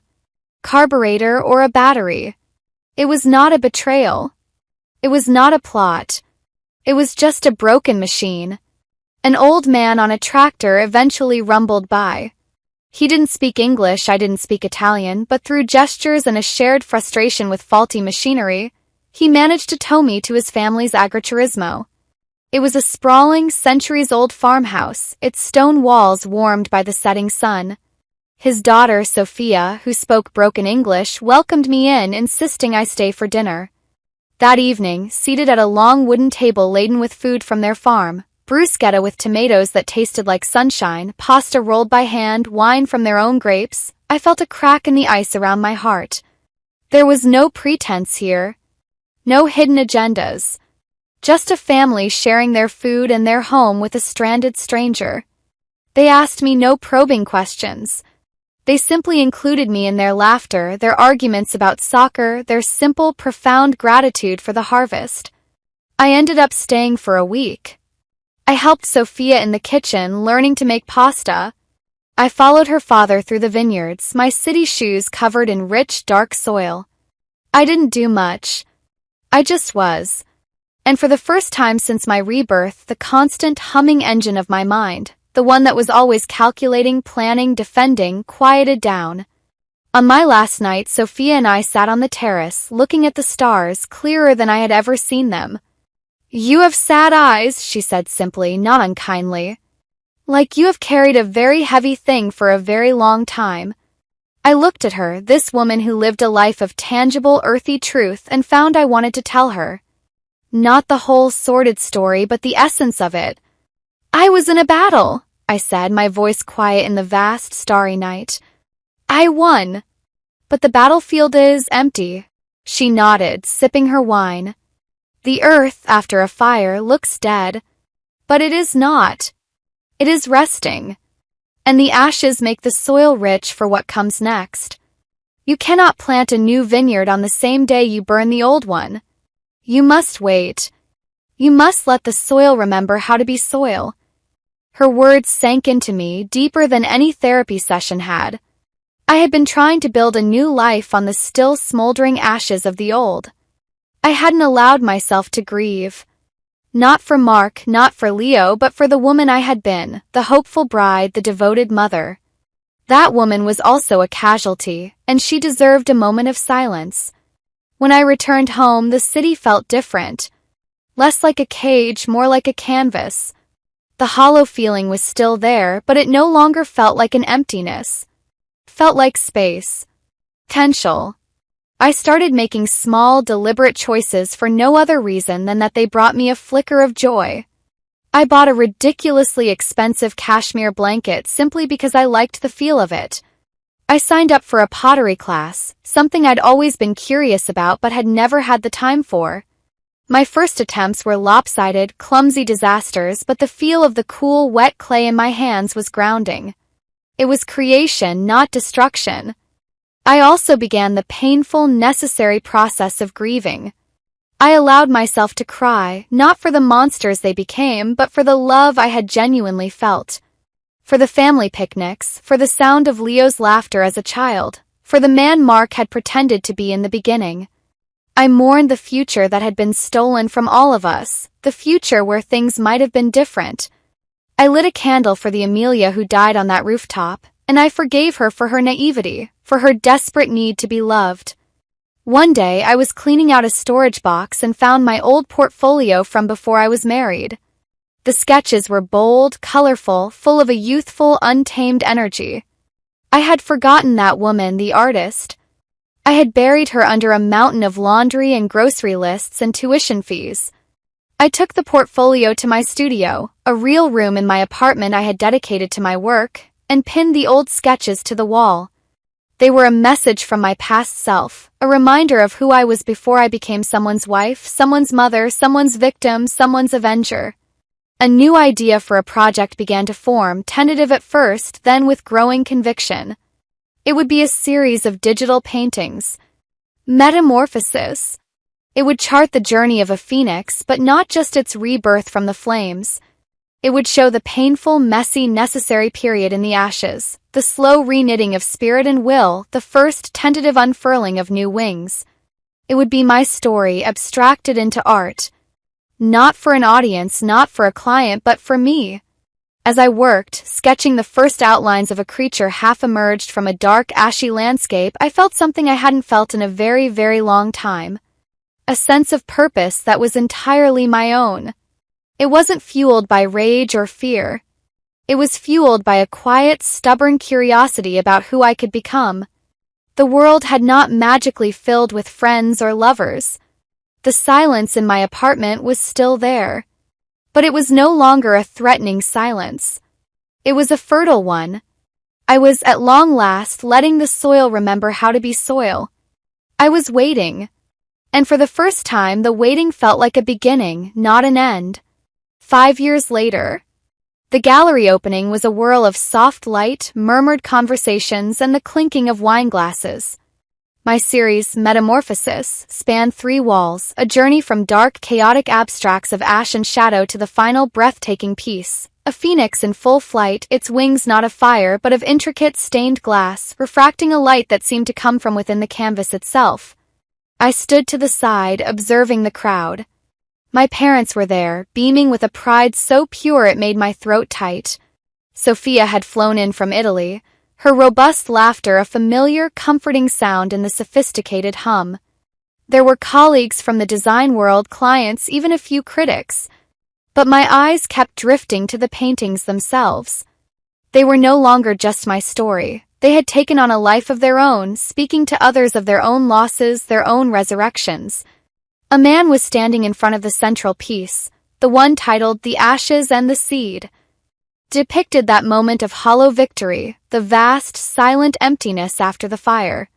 He was studying it with an intensity that felt personal. He wasn't just looking, he was reading it. He was tall, with a quiet presence, dressed in a simple, well-cut jacket that spoke of confidence without arrogance. When he finally turned, his gaze found mine across the room.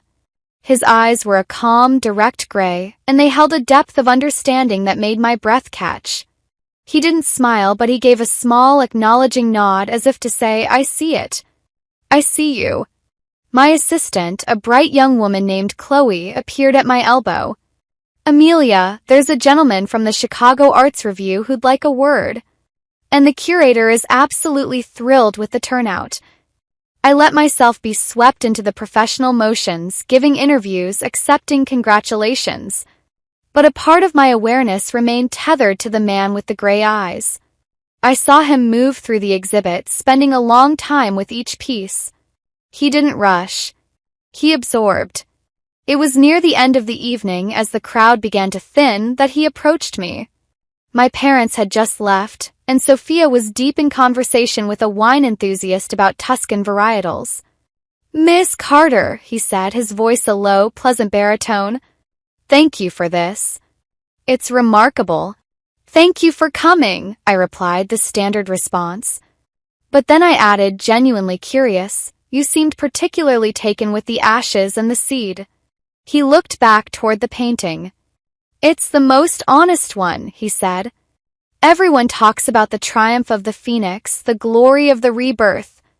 No one talks about the silence afterward, the disorientation, the question of what now when the thing that defined you is gone."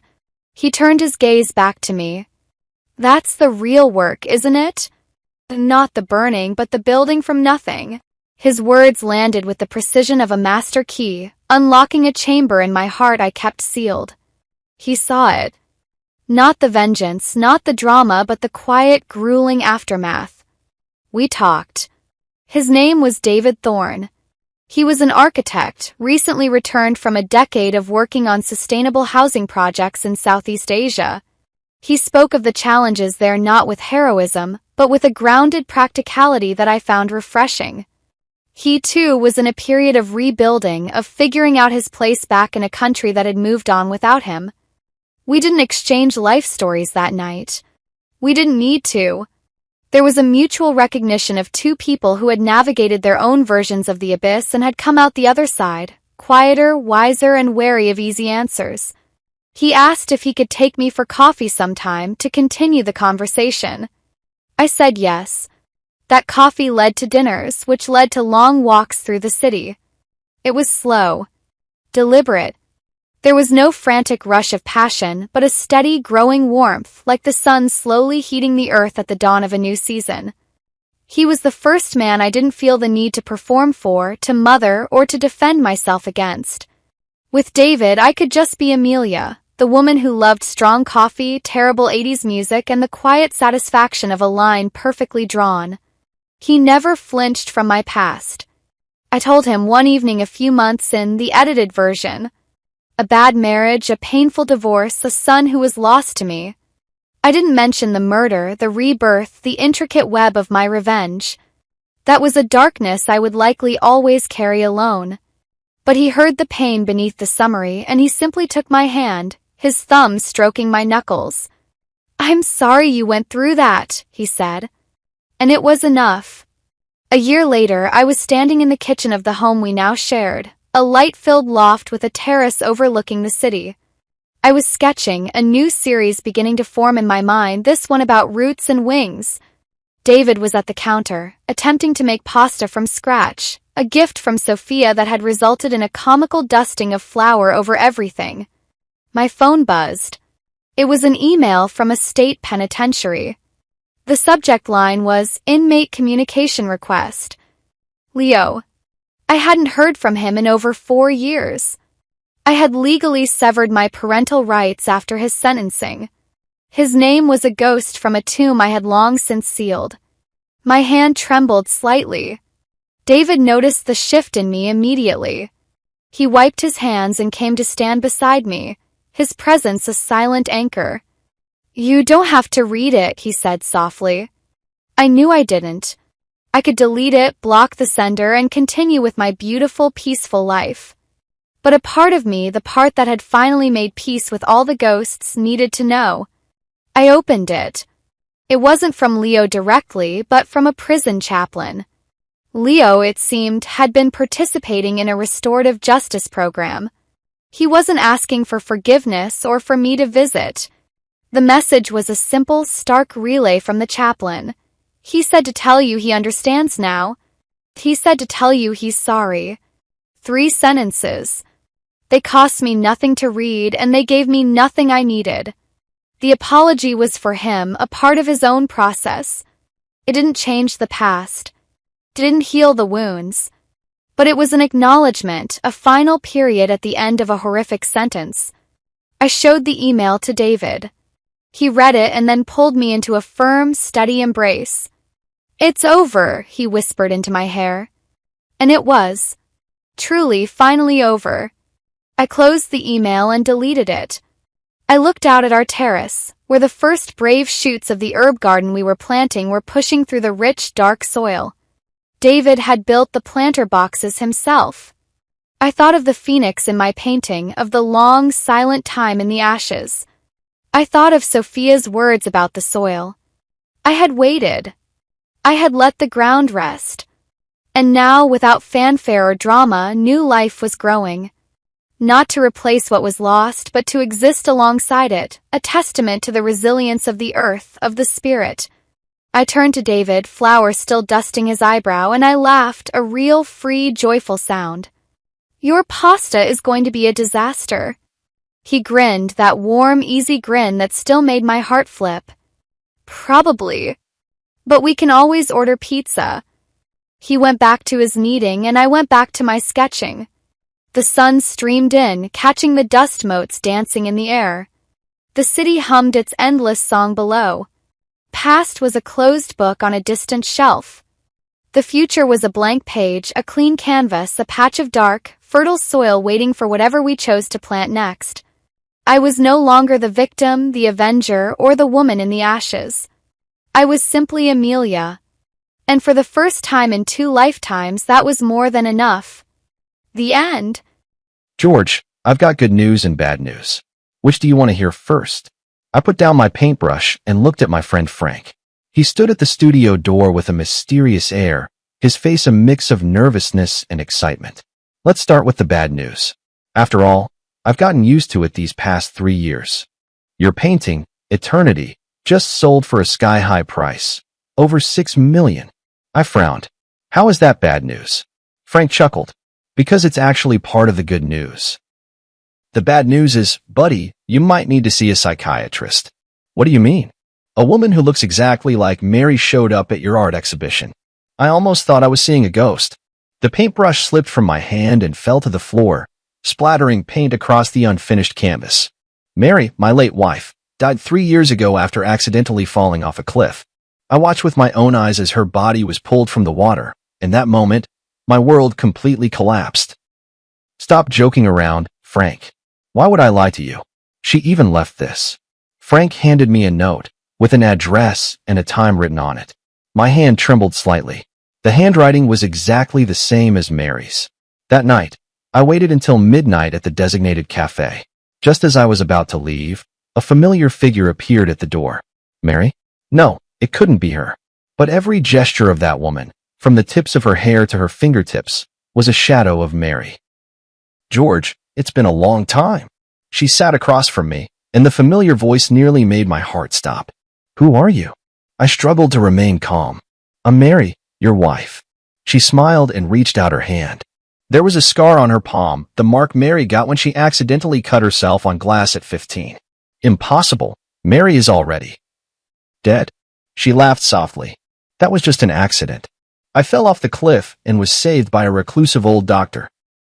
I lost my memory from the injuries and only recently remembered everything. As she spoke, tears began to fall with an expression I knew all too well, the look Mary wore whenever she felt wronged. I know it's hard to believe, but I really am Mary. I couldn't believe my eyes. The shade of lipstick Mary loved most, the faint little mole beneath her left ear, the unconscious habit of rubbing her ring while speaking. Everything was so familiar. Are you really Mary? She nodded and took a small box out of her bag. This is the proof. Inside the box was the first piece of jewelry Mary ever designed. A sapphire ring, the only one of its kind, never mass-produced. I brought it with me that day because I wanted to surprise you. I suddenly stood up and pulled her into my arms. 3 years of longing surged over me like a tide. I held her tightly, afraid that if I let go, she would disappear again. On the way home, she told me about her experiences over the past 3 years. She was rescued by an old doctor in the mountains, lost her memory due to a severe head injury, and lived in a remote mountain village for more than 2 years. It wasn't until she happened to see a poster for my art exhibition that her memory gradually returned. The next day, I took her to see Frank.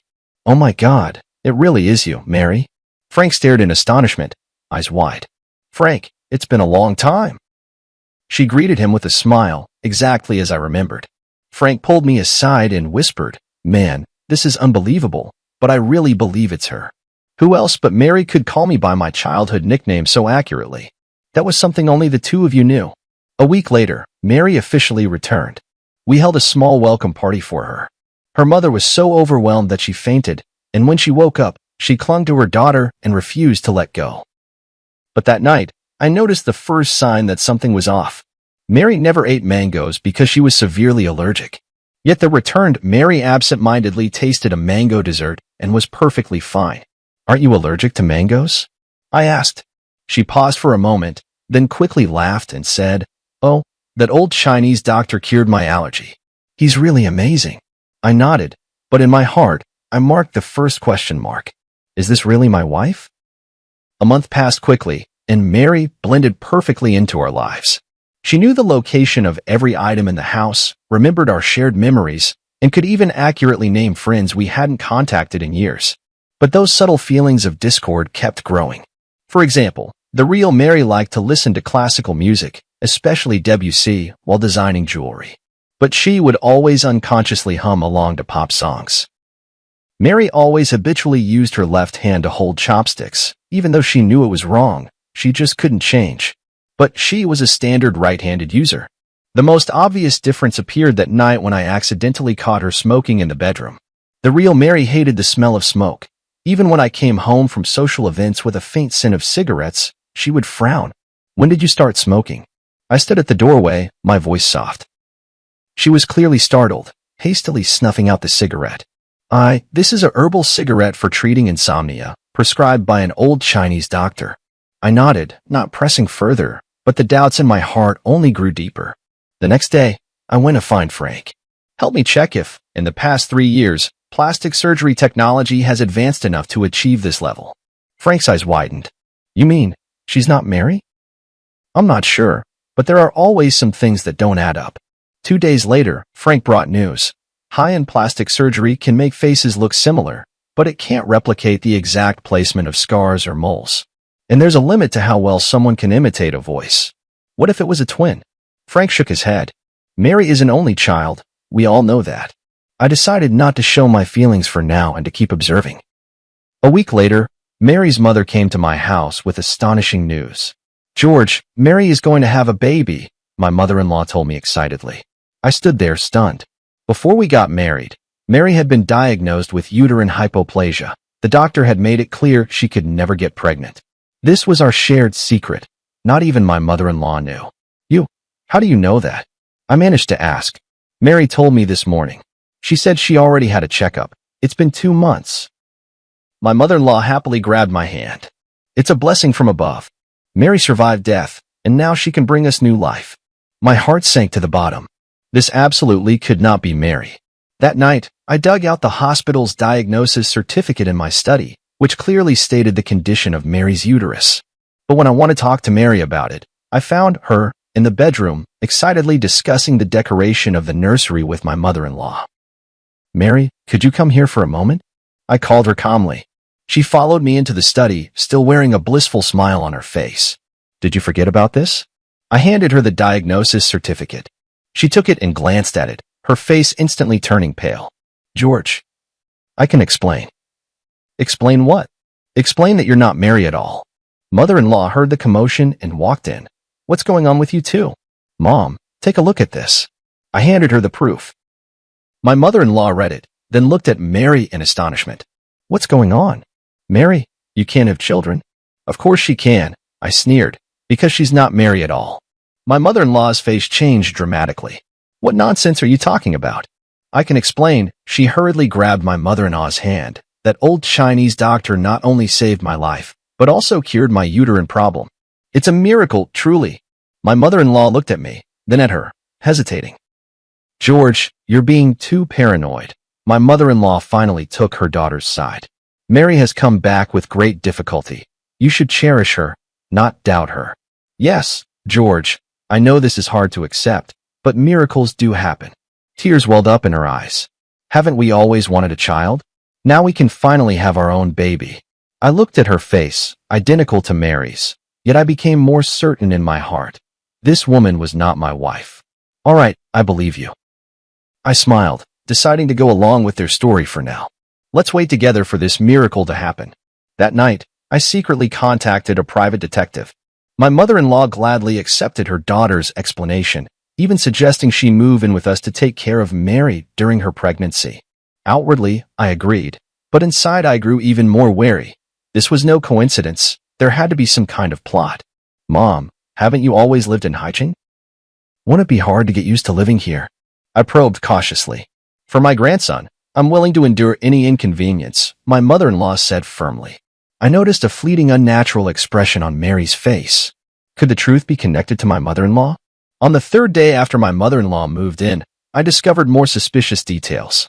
For example, the real Mary never drank coffee, but she and my mother-in-law often enjoyed it together.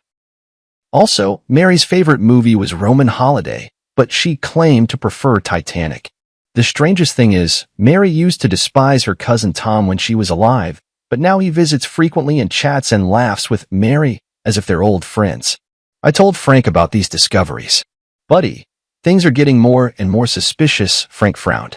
Are you sure you want to keep going like this? Why not just expose her directly? It's not the right time yet. I want to find out what they're really after. The private detective's investigation also made progress. The so-called old Chinese doctor who had saved Mary did not exist at all, and Mary's whereabouts over the past 3 years were completely untraceable. More importantly, the private detective uncovered a shocking fact during the investigation. Mary's cousin Tom was deeply in debt from gambling, and the painting Eternity under my name, worth over $6 million, was his only hope for quick cash. They're after your painting, the private detective asserted, and this fake Mary is likely a professional identity fraudster, hired to win your trust. I took a deep breath and decided to take the initiative. That afternoon, I pretended to go out, but secretly returned home and hid in the study. Sure enough, Mary and her cousin Tom were whispering to each other in the living room. It's taking too long, Tom said irritably. How much longer until he sells the painting? Don't worry, she soothed him. I'm already pregnant, and now he completely believes I'm Mary. In a little while, I'll say I want to move to a better neighborhood for the sake of the baby, and then we'll naturally need to sell the painting to raise money. You're really pregnant? That wasn't part of the plan. It was an accident, but it works to our advantage. George wants a child so badly. Does Annie know the truth? She only knows we're trying to scam money, not the specific plan. But she hates George, thinks he caused her daughter's death, so she's more than happy to help. I clenched my fists. So my mother-in-law had always believed that Mary's accident was somehow my fault. In fact, we did argue over something trivial that day, and Mary stormed out in anger. I didn't try to stop her. But I never imagined it would be the last time I'd see her. You don't actually have feelings for George, do you? Tom suddenly asked. She was silent for a moment. It's just part of the job. Besides, I owe you, and I won't go back on my word. Good then. Don't forget how we're splitting the money once we get it. Their conversation confirmed my suspicions. This was all an elaborate scheme, with my eternity as the target. In the days that followed, I pretended everything was normal while secretly making preparations. I contacted the police, arranged for evidence-gathering equipment, and found the last piece Mary had left before she died, a silver necklace that had never been made public, engraved with an anniversary date only the two of us knew. 2 weeks later, my art exhibition was held as scheduled. As planned, Mary brought up the idea of moving, hinting that I could sell Eternity.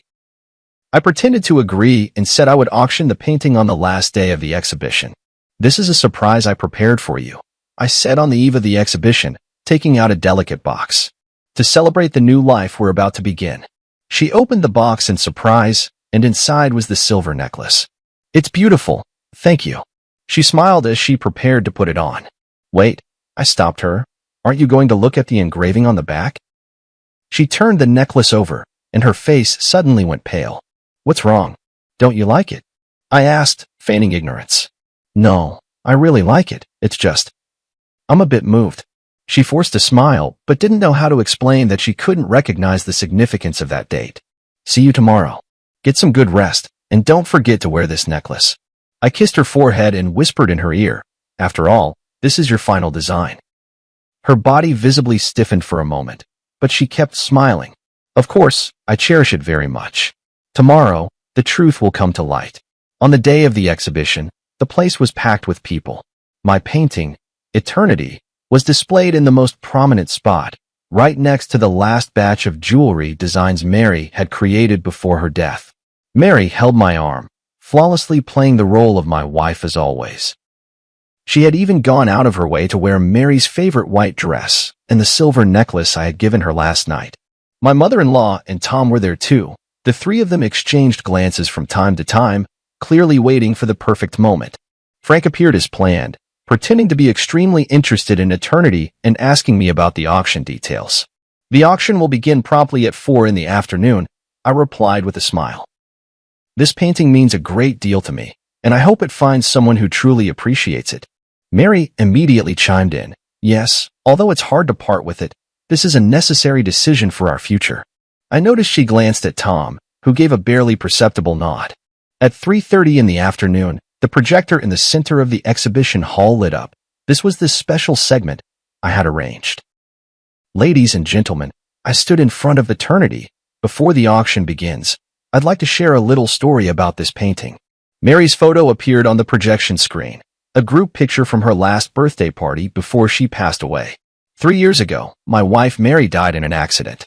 I created this painting, Eternity, in her memory. The woman in the painting has her back to the viewer, forever gazing into the distance, symbolizing a longing I can never reach. A soft sigh rippled through the crowd. Mary stood beside me, matching my words with a sorrowful expression. However, a month ago, a miracle happened. I turned to look at Mary. My wife came back. The whole room erupted in astonishment, and many people curiously sized up, Mary. This is my wife, Mary. I took her hand and stepped forward. Back from the dead, it's truly the greatest blessing heaven could have given me. She smiled and nodded to everyone, while my mother-in-law and Tom stood by with smug expressions. However, my tone suddenly shifted. Amidst my joy, a question arose. Is she really Mary? The entire room fell silent. Mary's hand trembled slightly in my palm. So, I did some investigating. The projector switched to a set of comparison photos. On the left was the real Mary. On the right was a photo of her. They look exactly the same, don't they? But I clicked the remote, and the photo was enlarged, the details highlighted. The position of the piercing on the left ear was slightly different, the arch of the eyebrows subtly varied, and the fine lines at the corners of the eyes ran in different directions. These are details that even professional plastic surgery cannot fully replicate. Mary tried to pull her hand away, but I held on tightly. My mother-in-law and Tom also began to grow anxious, glancing toward the exit. More importantly, the real Mary has a feature that cannot be copied. I turned to Mary. The necklace I gave you last night has a date engraved on the back. Can you tell everyone what that date is? She opened her mouth, but no words came out. That was the due date of our first child, the one we lost. I spoke softly, my voice trembling with emotion. Mary designed this necklace to commemorate the baby we never got to meet. The date was our secret, only Mary and I knew. The room fell utterly silent. Mary turned deathly pale, my mother-in-law's eyes widened, and Tom had already started edging toward the door. What surprised me even more, I continued, was that the real Mary could never get pregnant due to an underdeveloped uterus. Yet this, Mary claims she's already 2 months along. I let go of her hand and took a step back. So, who are you really? A flicker of despair flashed in Mary's eyes, but she quickly regained her composure. I am Mary, it's just that old Chinese doctor. The non-existent old Chinese doctor, right? I sneered. Just like the non-existent amnesia, the non-existent miraculous recovery. I turned toward the projection screen. Let's see the truth. The screen played the secretly recorded video of her conversation with Tom, their discussion on how to swindle eternity, clearly audible. This isn't. She tried to explain, but my mother-in-law had already rushed forward. Who are you really? My mother-in-law screamed. You're not my daughter? Auntie, stop pretending, I said calmly. You know she's not Mary. You just wanted to get back at me, didn't you? My mother-in-law's face turned pale. I didn't know she was going to impersonate Mary. Tom just said he needed help to scam some money. Police. Don't move. Several plainclothes officers emerged from the crowd, blocking Tom as he tried to escape. Amid the chaos, Mary took the opportunity to shove me aside and run toward the exit. I chased after her and caught up in the parking lot. Tell me, who are you really? She finally stopped, turned to face me, tears welling in her eyes. My name is Luna. I'm an actress. Tom found me and said if I helped trick you out of a painting, he'd give me $1 million. I needed the money for my sister's medical treatment. Why did they choose me? Why Mary? She shook her head. I don't know. They gave me a lot of information, photos, videos, even your chat logs. I was just following the script. The police arrived and took her away. I stood where I was, gazing at the distant sky, my heart a tumult of emotions. Back in the exhibition hall, the crowd had already dispersed, leaving only Frank and a few police officers. It's all been cleared up, Frank walked over. Tom owed money to loan sharks and was desperate. Your mother-in-law always resented you for not saving Mary, so she helped them plan the whole thing. I walked up to Eternity, gently caressing the back of the woman in the painting. Mary, I can finally give you an answer. The police left with the evidence. Frank patted me on the shoulder. What do you plan to do next? I took a deep breath. Prepare for the final painting. What will it be called? The Pursuit, I said softly. This time, I'll paint her face, not just her back. After the case was solved, my life seemed to return to where it was 3 years ago. Eternity was temporarily held by the court as crucial evidence. Tom and Luna were arrested for fraud, and my mother-in-law was investigated as an accomplice. The prosecution wants you to testify in court, the officer called to inform me. The trial is scheduled for early next month. I agreed, though I was utterly exhausted inside. After exposing the deception, I thought I would feel the thrill of revenge, but what I felt instead was a profound emptiness. Those days spent with Mary that month had allowed me to feel a trace of warmth in life again, even if that warmth was born of lies. Frank often came to see me, worried I might fall into despair once more. I told him not to worry, that I was working on a new piece, The Pursuit. Are you really going to paint Mary's face from the front? Frank asked curiously. For the past 3 years, you've always refused to do that. It's time, I replied. We can't live in the past forever. I moved out of the apartment I had shared with Mary and returned to the old house in the suburbs, the place where the real Mary and I had first made our home. The dust-laden memories in the house brought me both pain and comfort. Mary's studio remained just as she had left it, design sketches scattered across the table, unfinished jewelry drafts pinned to the drawing board. One afternoon, while sorting through Mary's belongings, I discovered an encrypted external hard drive. After several attempts, I finally unlocked it using our wedding anniversary as the password. Inside were backups of Mary's design works, along with some personal photos and videos. One folder in particular caught my attention. Inside a folder named Plan was a series of jewelry design sketches, labeled George's Birthday Special Project. It was then I remembered that, in the months before Mary passed away, she often spoke mysteriously about giving me an unparalleled birthday surprise. Leafing through these design drafts, I couldn't help but be moved to tears. Mary had planned to design a jewelry collection inspired by my paintings over the years, with each piece corresponding to a representative work from my artistic career. The last page was a sketch of a ring, with a dark red stone set in the center, its edges adorned with tiny diamonds, closely resembling the sunrise in my early work, Dawn. This is blood amber? I examined the notes carefully, confirming the name of this rare gemstone. Mary's designs had always been bold, but blood amber is extremely rare in the Chinese market, almost impossible to acquire. How did she obtain such a material?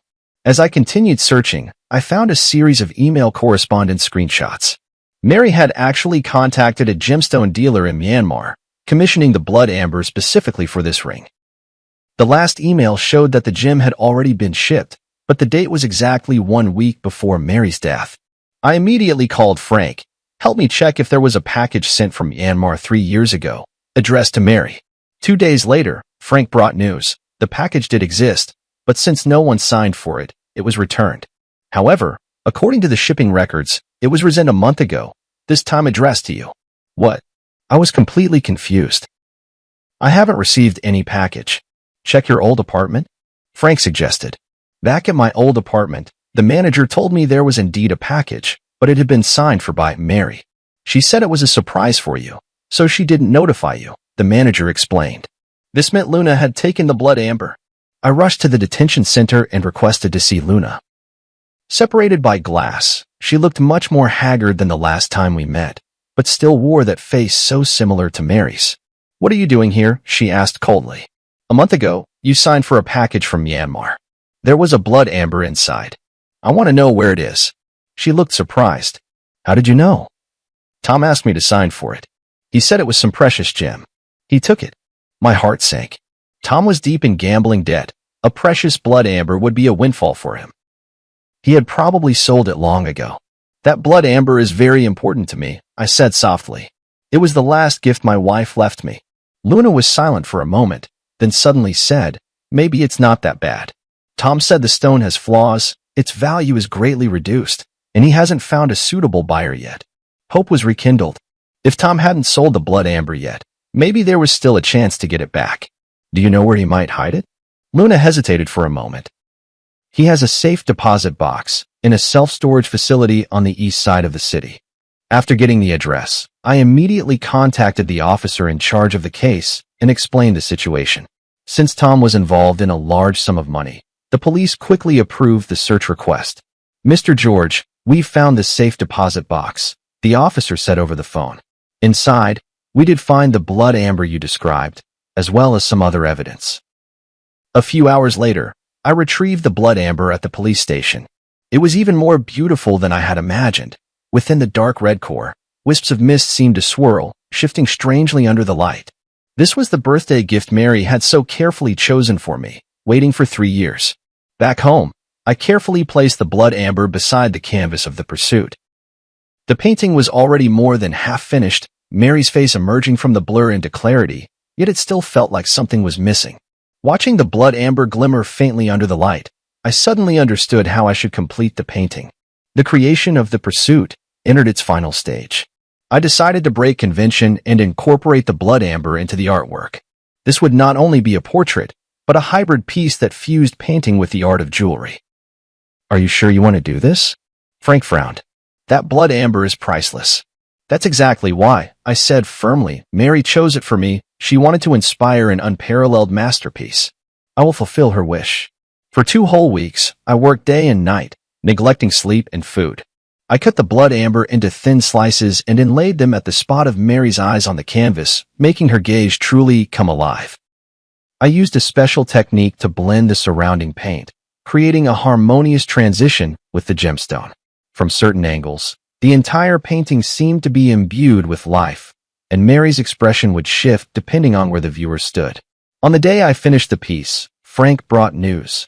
Luna had been sentenced to 3 years in prison, but due to her good attitude in confessing, she might serve only a year and a half. Tom, involved in multiple fraud cases, was sentenced to 7 years. My mother-in-law, as an accomplice, received a suspended sentence. "The case is finally over," Frank said. "Are you planning to exhibit your painting?" "Yes. Next month there will be a solo exhibition at the National Art Museum, and The Pursuit will be the grand finale." The curator couldn't stop praising this piece, believing it represents the innovative direction of contemporary art and marks the pinnacle of my career. Indeed, this painting, which incorporates Mary's jewelry design concepts, is in some sense a creation we made together. On the eve of the exhibition, I checked the arrangement in the gallery alone one last time, making sure every piece was perfectly lit and positioned. When I reached The Pursuit, I couldn't help but stop and gaze at it. Mary's face was vividly lifelike, her eyes inlaid with blood amber gleaming under the spotlight, as if she were smiling at me. For the first time in 3 years, I faced her directly, no longer painting only her back. "Mr. George," a stranger's voice called from behind. "Sorry to disturb you, but the gallery has been cleared." He turned around to see a young woman dressed in the museum's staff uniform. "And you are?" "I'm the new curator, responsible for security in your exhibition area," she explained with a smile. "I really like your work, especially this piece, The Pursuit." "Thank you." I nodded. "I'll be leaving soon." She didn't leave, but continued to gaze at the painting. "That red gem is beautiful, almost as if it's alive." "It's blood amber," I explained, "a very rare gemstone." "I know," she said softly, "top-grade blood amber from Myanmar, containing plant fossils, extremely rare." I looked at her in surprise. "You know a lot about jewelry?" She smiled. "I studied jewelry design. I'm just working part-time here." For some reason, Mary suddenly came to mind. She, too, had an almost obsessive passion for and expertise in gemstones. "If you don't mind me asking, who is the woman in this painting?" she asked. "My wife," I replied. "She passed away 3 years ago. She was a jewelry designer." "I'm very sorry," she said sincerely, then gestured toward the blood amber. "This gem must mean a great deal to you. It was the last birthday gift she chose for me before she died, but I only found it recently." She nodded thoughtfully. "Setting it into her portrait is the best way to remember her." For some reason, Talking with this unfamiliar woman brought me a strange sense of calm. Perhaps it was her love for jewelry that reminded me of Mary. Sorry, I have to continue my rounds. She glanced at her watch. See you tomorrow, Mr. George. See you tomorrow, I replied, watching her leave. On the way home, I felt an unusual peace. The completion of The Pursuit seemed to mark the end of my search for Mary as well. Not forgetting, but remembering her forever in another way. The next day, the exhibition's opening ceremony attracted numerous figures from the art world and the media. The Pursuit undoubtedly became the center of attention, with people marveling at this innovative form of artistic expression. Amid the crowd, I noticed that curator standing aside, watching as well. Sunlight streamed through the skylight of the gallery, falling upon her, and for a fleeting moment, I thought I saw Mary's shadow. No, I shook my head, warning myself not to be deceived by mere resemblance. There would never be another Mary in this world, just as there would never be another unique blood amber. After the exhibition, The Pursuit was purchased by an anonymous collector for an astronomical price.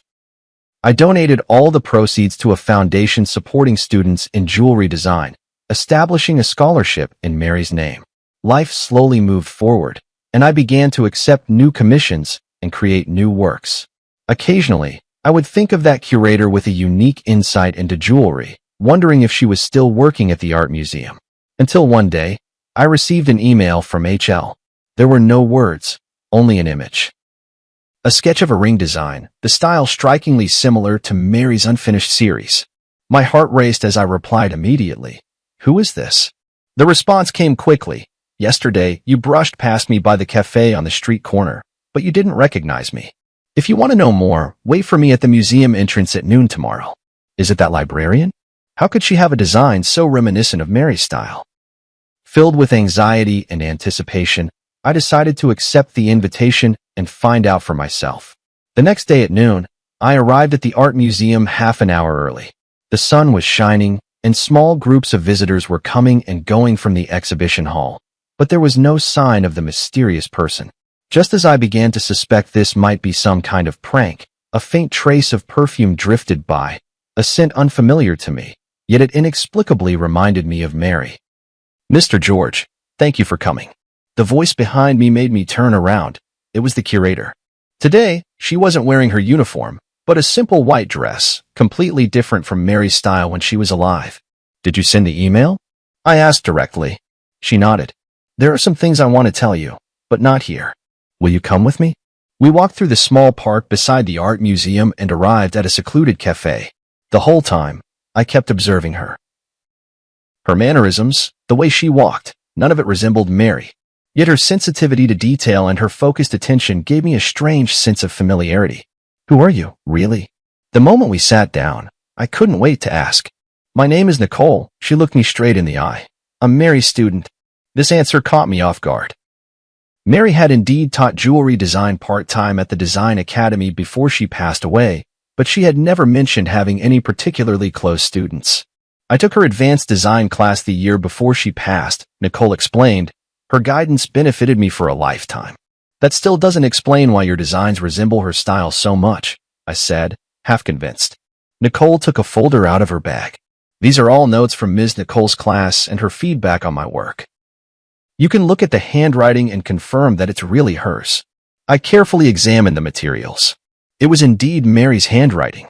There were even traces of the pale purple ink she habitually used. Before Ms. Nicole passed away, she was guiding me on my graduation project, Nicole continued. The theme was interwoven light and shadow, blending Eastern and Western aesthetic elements. She gave me a lot of valuable advice, and even showed me a sketch from a private project she was working on at the time. George's special birthday project? I blurted out. Nicole's eyes widened in surprise. You know about it? I only found out recently. I briefly explained the origin of the blood amber. I knew that blood amber would eventually find its way back to you, Nicole said with a smile. Nicole always said it was a destined gift. Is that why you contacted me? Because you saw the blood amber? Nicole was silent for a moment, as if choosing her words carefully. Not entirely. After Nicole passed away, I've been trying to carry on the design philosophy she taught me. Some time ago, I happened to see the news about your eternity being stolen, and then I saw someone impersonating Nicole. I thought I should tell you a few things. She took a letter out of her bag. This is the last letter Nicole gave me after class before she passed away. She said if her surprise plan went smoothly, I should show you this letter. If anything went wrong and she was gone, I should still make sure you see it. I took the envelope. It was indeed Mary's handwriting, and it read, "To my dearest husband." The envelope had already been opened. I didn't know what was in the letter at the time. I just kept it as Nicole instructed, Nicole explained. It wasn't until I saw the news that I opened it. I hope you won't blame me. I carefully took out the letter paper and unfolded it to read. Dear George, if you are reading this letter, perhaps my surprise plan has gone awry. Don't worry, it's just that the plan has changed, and the form of the gift may be different now. The blood amber I picked for you is said to be known as the Eye of Rebirth. Legend has it that looking at the world through it reveals truths that are often overlooked. I hope it can become a turning point in your artistic career, leading you to see new possibilities. All these years, your paintings have always depicted backs, as if you're afraid to face something head-on. I hope this gemstone will give you the courage to paint the front, to capture true emotions. No matter what happens, please remember, love does not disappear, it merely changes form, like this blood amber, which, after millions of years, transforms from resin into a gem, yet still shines. Forever loving you, Mary. The handwriting became a bit messy at the end, as if written in a hurry. I stroked the paper, as if I could feel Mary's emotions at that moment. Thank you, I said, my voice choked with emotion. This means a lot to me. You're welcome. I'm just fulfilling Ms. Nicole's request, Nicole said with a smile. Actually, there's one more thing I'd like to ask your help with. What is it? I'd like to apply for the Mary Scholarship you established, she said, taking a design portfolio out of her bag. This is my graduation project, combining Ms. Nicole's ideas with my own innovations. As I flipped through the portfolio, I was surprised to find that while these designs bore traces of Mary's influence, they also possessed a unique style and innovative touches. In particular, a series called Metamorphosis cleverly combined jewelry with transformable elements, allowing the pieces to change form according to the wearer's mood and occasion. This is outstanding, I praised sincerely. Mary would be proud of you. A hint of joy flashed in Nicole's eyes. Really? I've always worried I couldn't live up to her expectations. You've already moved beyond the learning stage and developed your own style.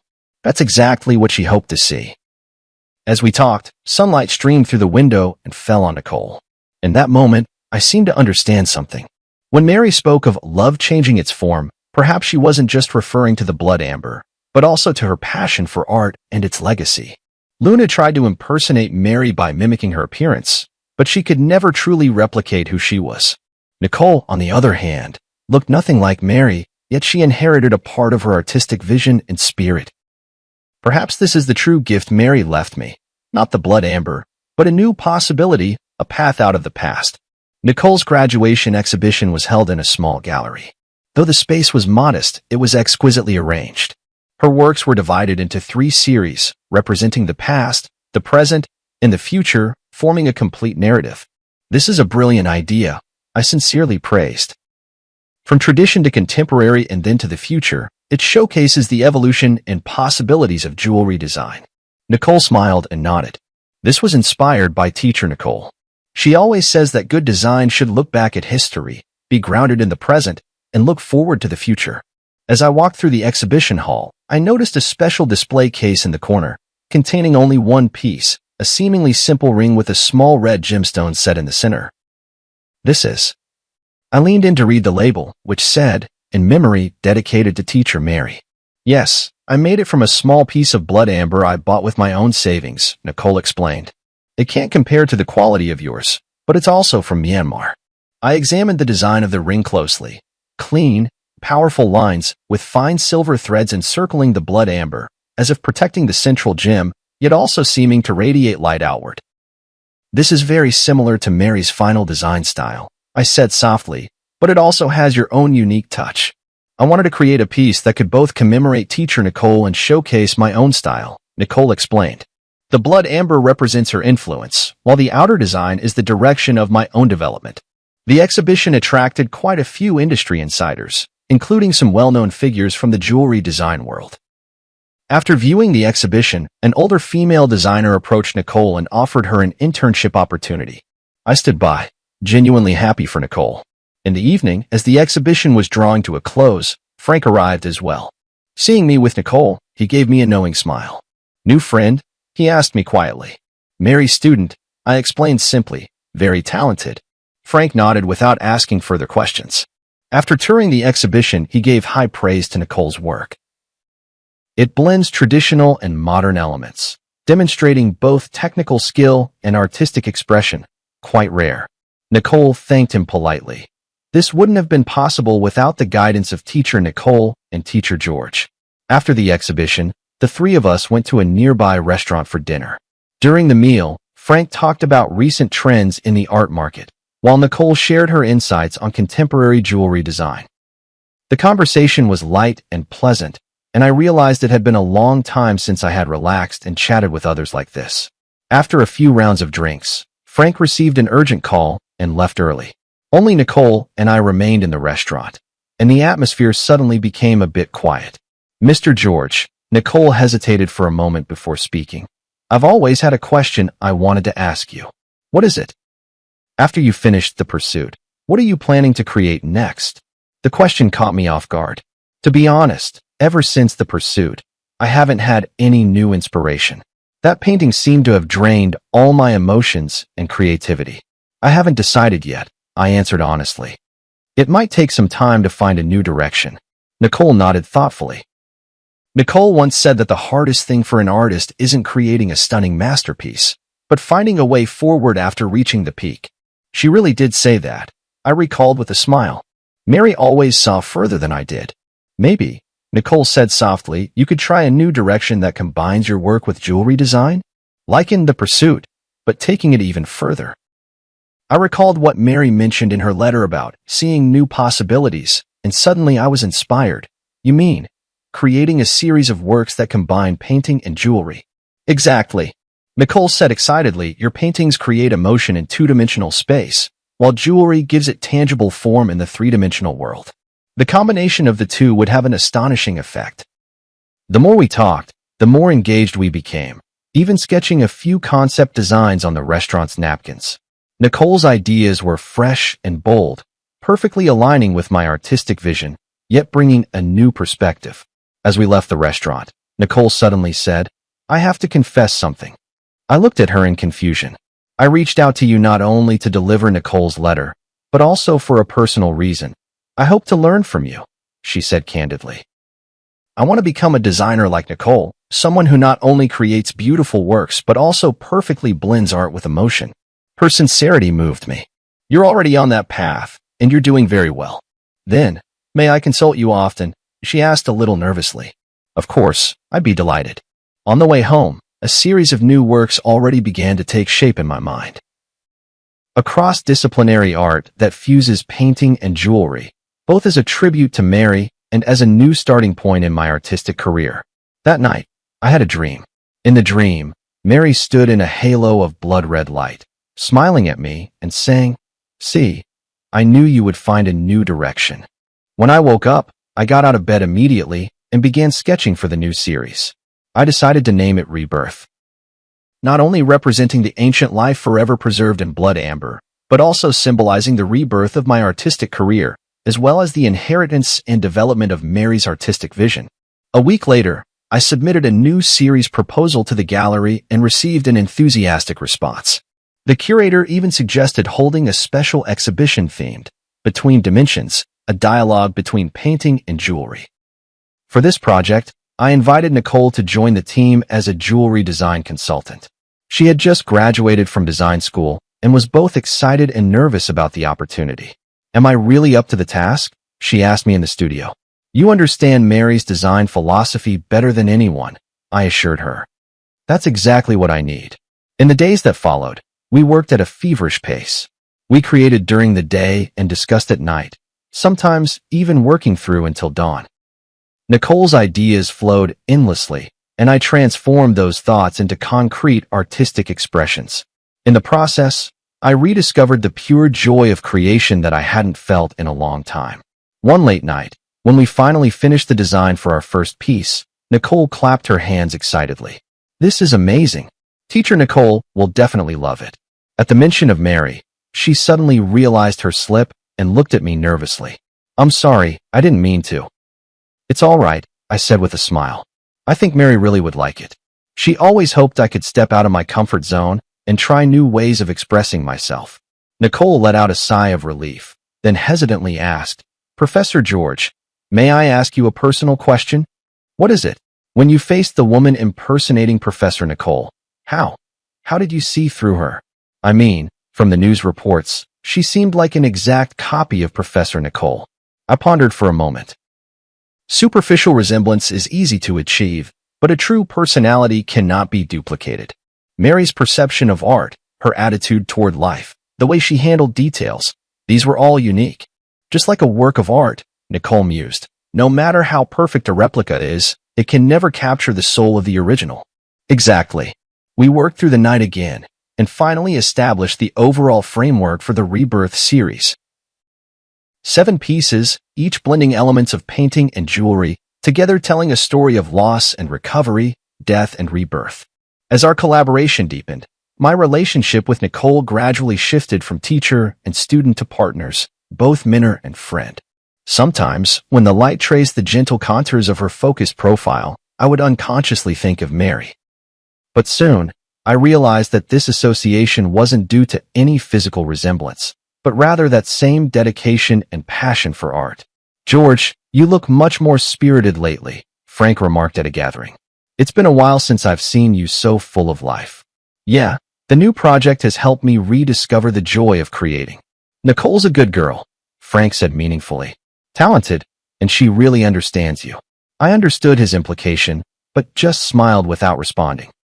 There was indeed a special understanding between Nicole and me, but it was more rooted in our shared passion for art than anything else. At least for now. The creation of the Rebirth series took 3 months, longer than expected, but the results were stunning. Each piece was a perfect fusion of painting and jewelry art, offering both the pleasure of viewing as a flat image and the discovery of 3-dimensional effects brought by the jewelry elements from different angles. A week before the exhibition opened, I received an unexpected visitor, Luna. She had served her sentence and was released early. She looked much more haggard than the last time we met, but her eyes were clearer. I came to apologize to you in person. She stood at the studio door, her voice low, for everything I have done. I didn't respond immediately, but simply invited her in to sit down. I know that an apology can't make up for the loss, she continued, but I want you to know that I truly regret it. How is your sister's illness? I asked. She looked up in surprise. You know. I guessed. You said you needed money for a reason, and I think that must have been true. Yes, she nodded. My sister's surgery was a success, and now she's fully recovered. For the past 3 years, I've been thinking about how to make up for my mistakes. Even though I may never be able to. I was silent for a moment, then said, in a way, your appearance actually helped me. What do you mean? It forced me to confront the past, to re-examine my memories with Mary, and ultimately to find a way forward. I pointed to the sketches of the Rebirth series on the wall and briefly explained this new project.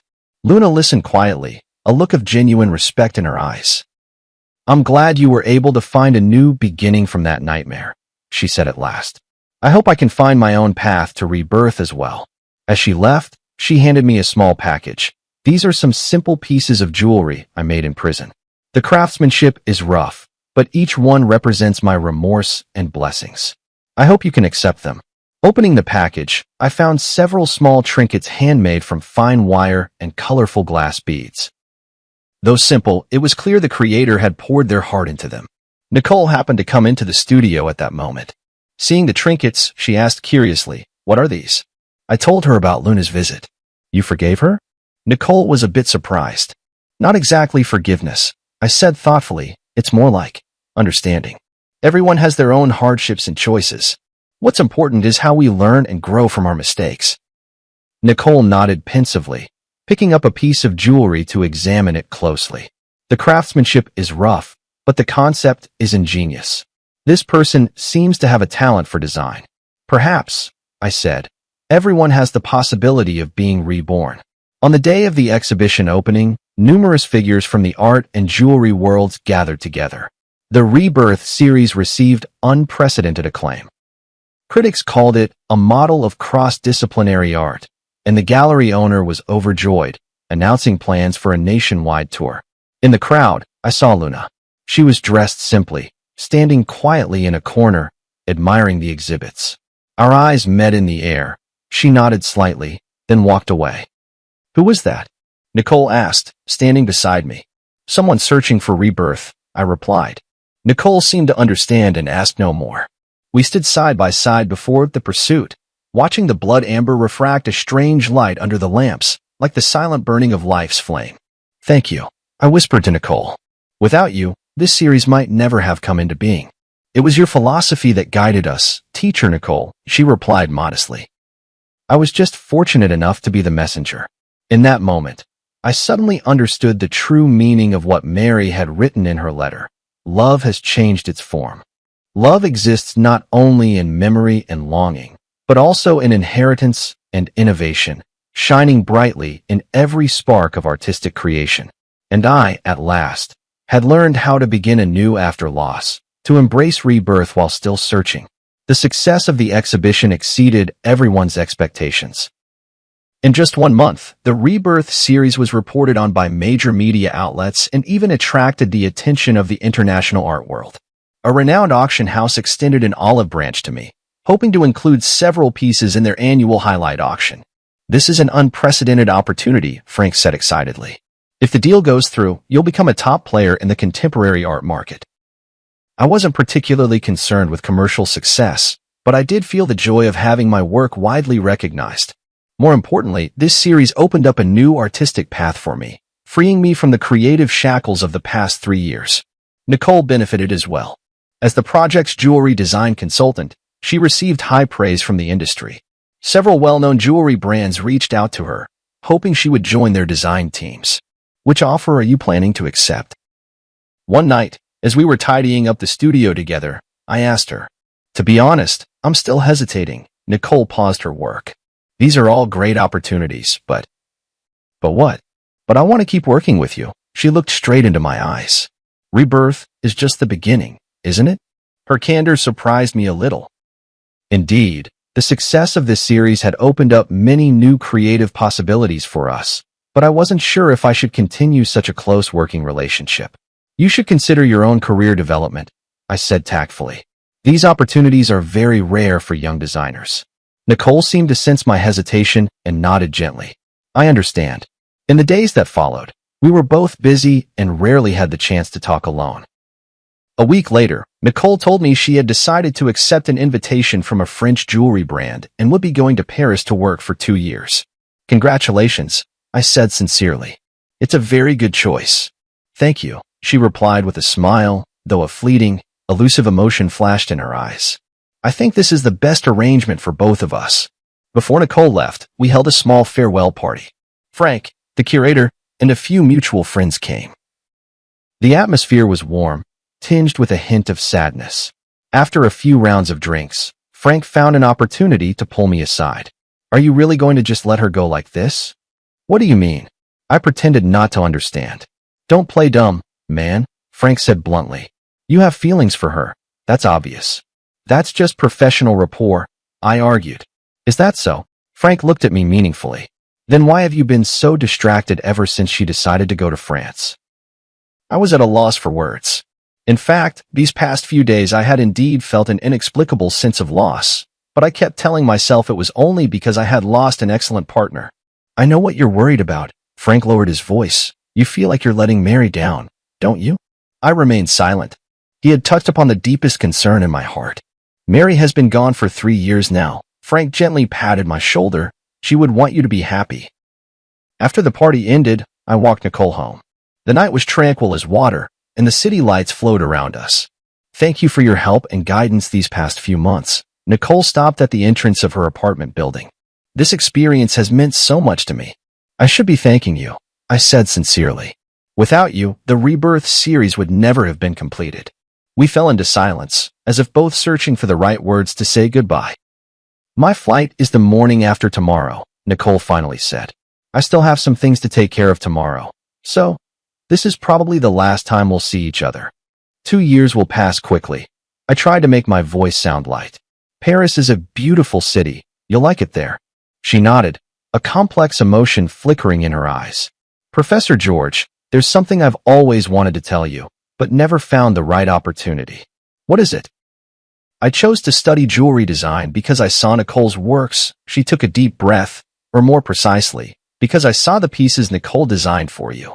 The way she perfectly fused love and art moved me deeply. I didn't know that, I said in surprise. I've always hoped that one day I could be like Nicole, creating art filled with emotion. Nicole continued, her words coming faster, as if afraid she might lose her courage. But now I realize that what I want even more is to create for a specific person, just like Nicole created for you. I understood her implication, and my heart suddenly began to race. Nicole, please don't respond, she gently interrupted me. I just wanted you to know before I leave. No matter how you feel right now, remember that starting over is not a betrayal of the past, but a way of cherishing life.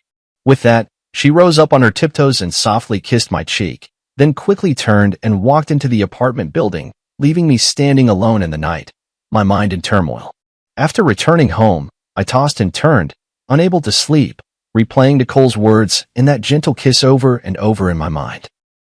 Suddenly, I remembered a small box in the study, where Mary's last complete letter was kept, a letter I had found while sorting through her belongings. But at the time, overwhelmed by grief, I never had the courage to open. Now, I finally mustered the courage to walk into the study and retrieve that delicate little box from the depths of the drawer.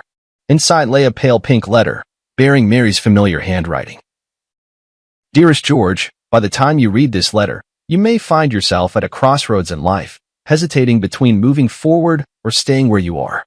My greatest wish is that you can move bravely through life, as freely as your brush glides across the canvas. Love is not a shackle, but a liberation. Memory is not a burden, but a source of strength. If one day you meet someone who can rekindle the light in your eyes, please don't hesitate because of your longing for me. True love is wishing happiness for the other, even if there is no longer a place for oneself in that happiness. Remember, the days we loved each other were complete, with no need for regrets. And now, it's time to paint a new picture, my beloved. Forever loving you. Mary. Tears blurred my vision. It was as if Mary had foreseen my current situation and had already given me her blessing. She was always like this, always able to see further and more clearly than I could. At that moment, I made up my mind. Early the next morning, I drove straight to Nicole's apartment. Professor George? Nicole opened the door in surprise, clearly not expecting me. I have something to say to you. I looked her straight in the eyes, not as your teacher, but as George. I handed her Mary's letter. Nicole read it carefully, her expression shifting from surprise to being moved, and finally, her eyes grew moist. She truly was an extraordinary woman, Nicole said softly, handing the letter back to me. Yes, she was, I nodded. That's exactly why I believe her words. Nicole, cancel your plans for Paris. Stay and continue our collaboration, will you? Nicole looked at me in shock. Are you serious? I've never been more serious, I said quietly. Rebirth is not just the name of an artwork, it's a possibility in life. Are you willing to explore that possibility with me?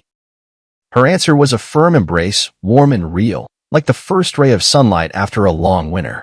In that moment, I felt as if Mary was somewhere, smiling down on us, blessing this new beginning.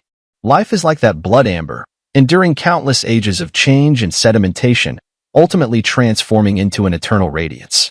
And I, at last, understood what true pursuit is, what true rebirth means. A year later, Nicole and I unveiled our second joint project, Interwoven, at the National Art Museum.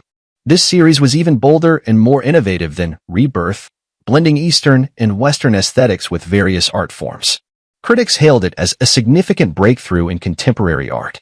At the opening ceremony, Nicole held my arm as we faced the media interviews and congratulations from the audience together. She wore a simple white dress, and around her neck was the Eye of Rebirth necklace we designed together. She completed the jewelry part based on my painting. Your collaboration seems even more in sync than your last project, a reporter asked with a suggestive smile. Nicole glanced at me, and we exchanged a smile. Yes, both in art and in life, we found the perfect balance. This indirect answer drew a round of good-natured laughter from the reporters present. My relationship with Nicole was no longer a secret, but we always kept a low profile, letting the public's attention remain focused on our artistic creations. After the exhibition, we drove out to a small hill in the countryside. There stood an ancient oak tree, beneath which Mary's ashes were laid to rest. This was the place we chose, rather than a traditional cemetery, natural, peaceful, just like Mary herself. "Mary, the exhibition was a great success today," I said softly to the stone beneath the tree. "Nicole's designs were admired by everyone, just as you once predicted." Nicole crouched down and placed a bouquet of white daisies in front of the stone. "Teacher Nicole, I've been working hard to become the kind of designer you hoped I would be. I hope you can be proud of me." A gentle breeze stirred, and the oak's leaves rustled softly, as if it were Mary's reply. On the way back, Nicole suddenly said, "I've been thinking about something." "What is it?" "If that woman who pretended to be Ms. Nicole hadn't appeared, you might never have found the blood amber, never created the pursuit, and we might never have met." Her words made me fall into deep thought.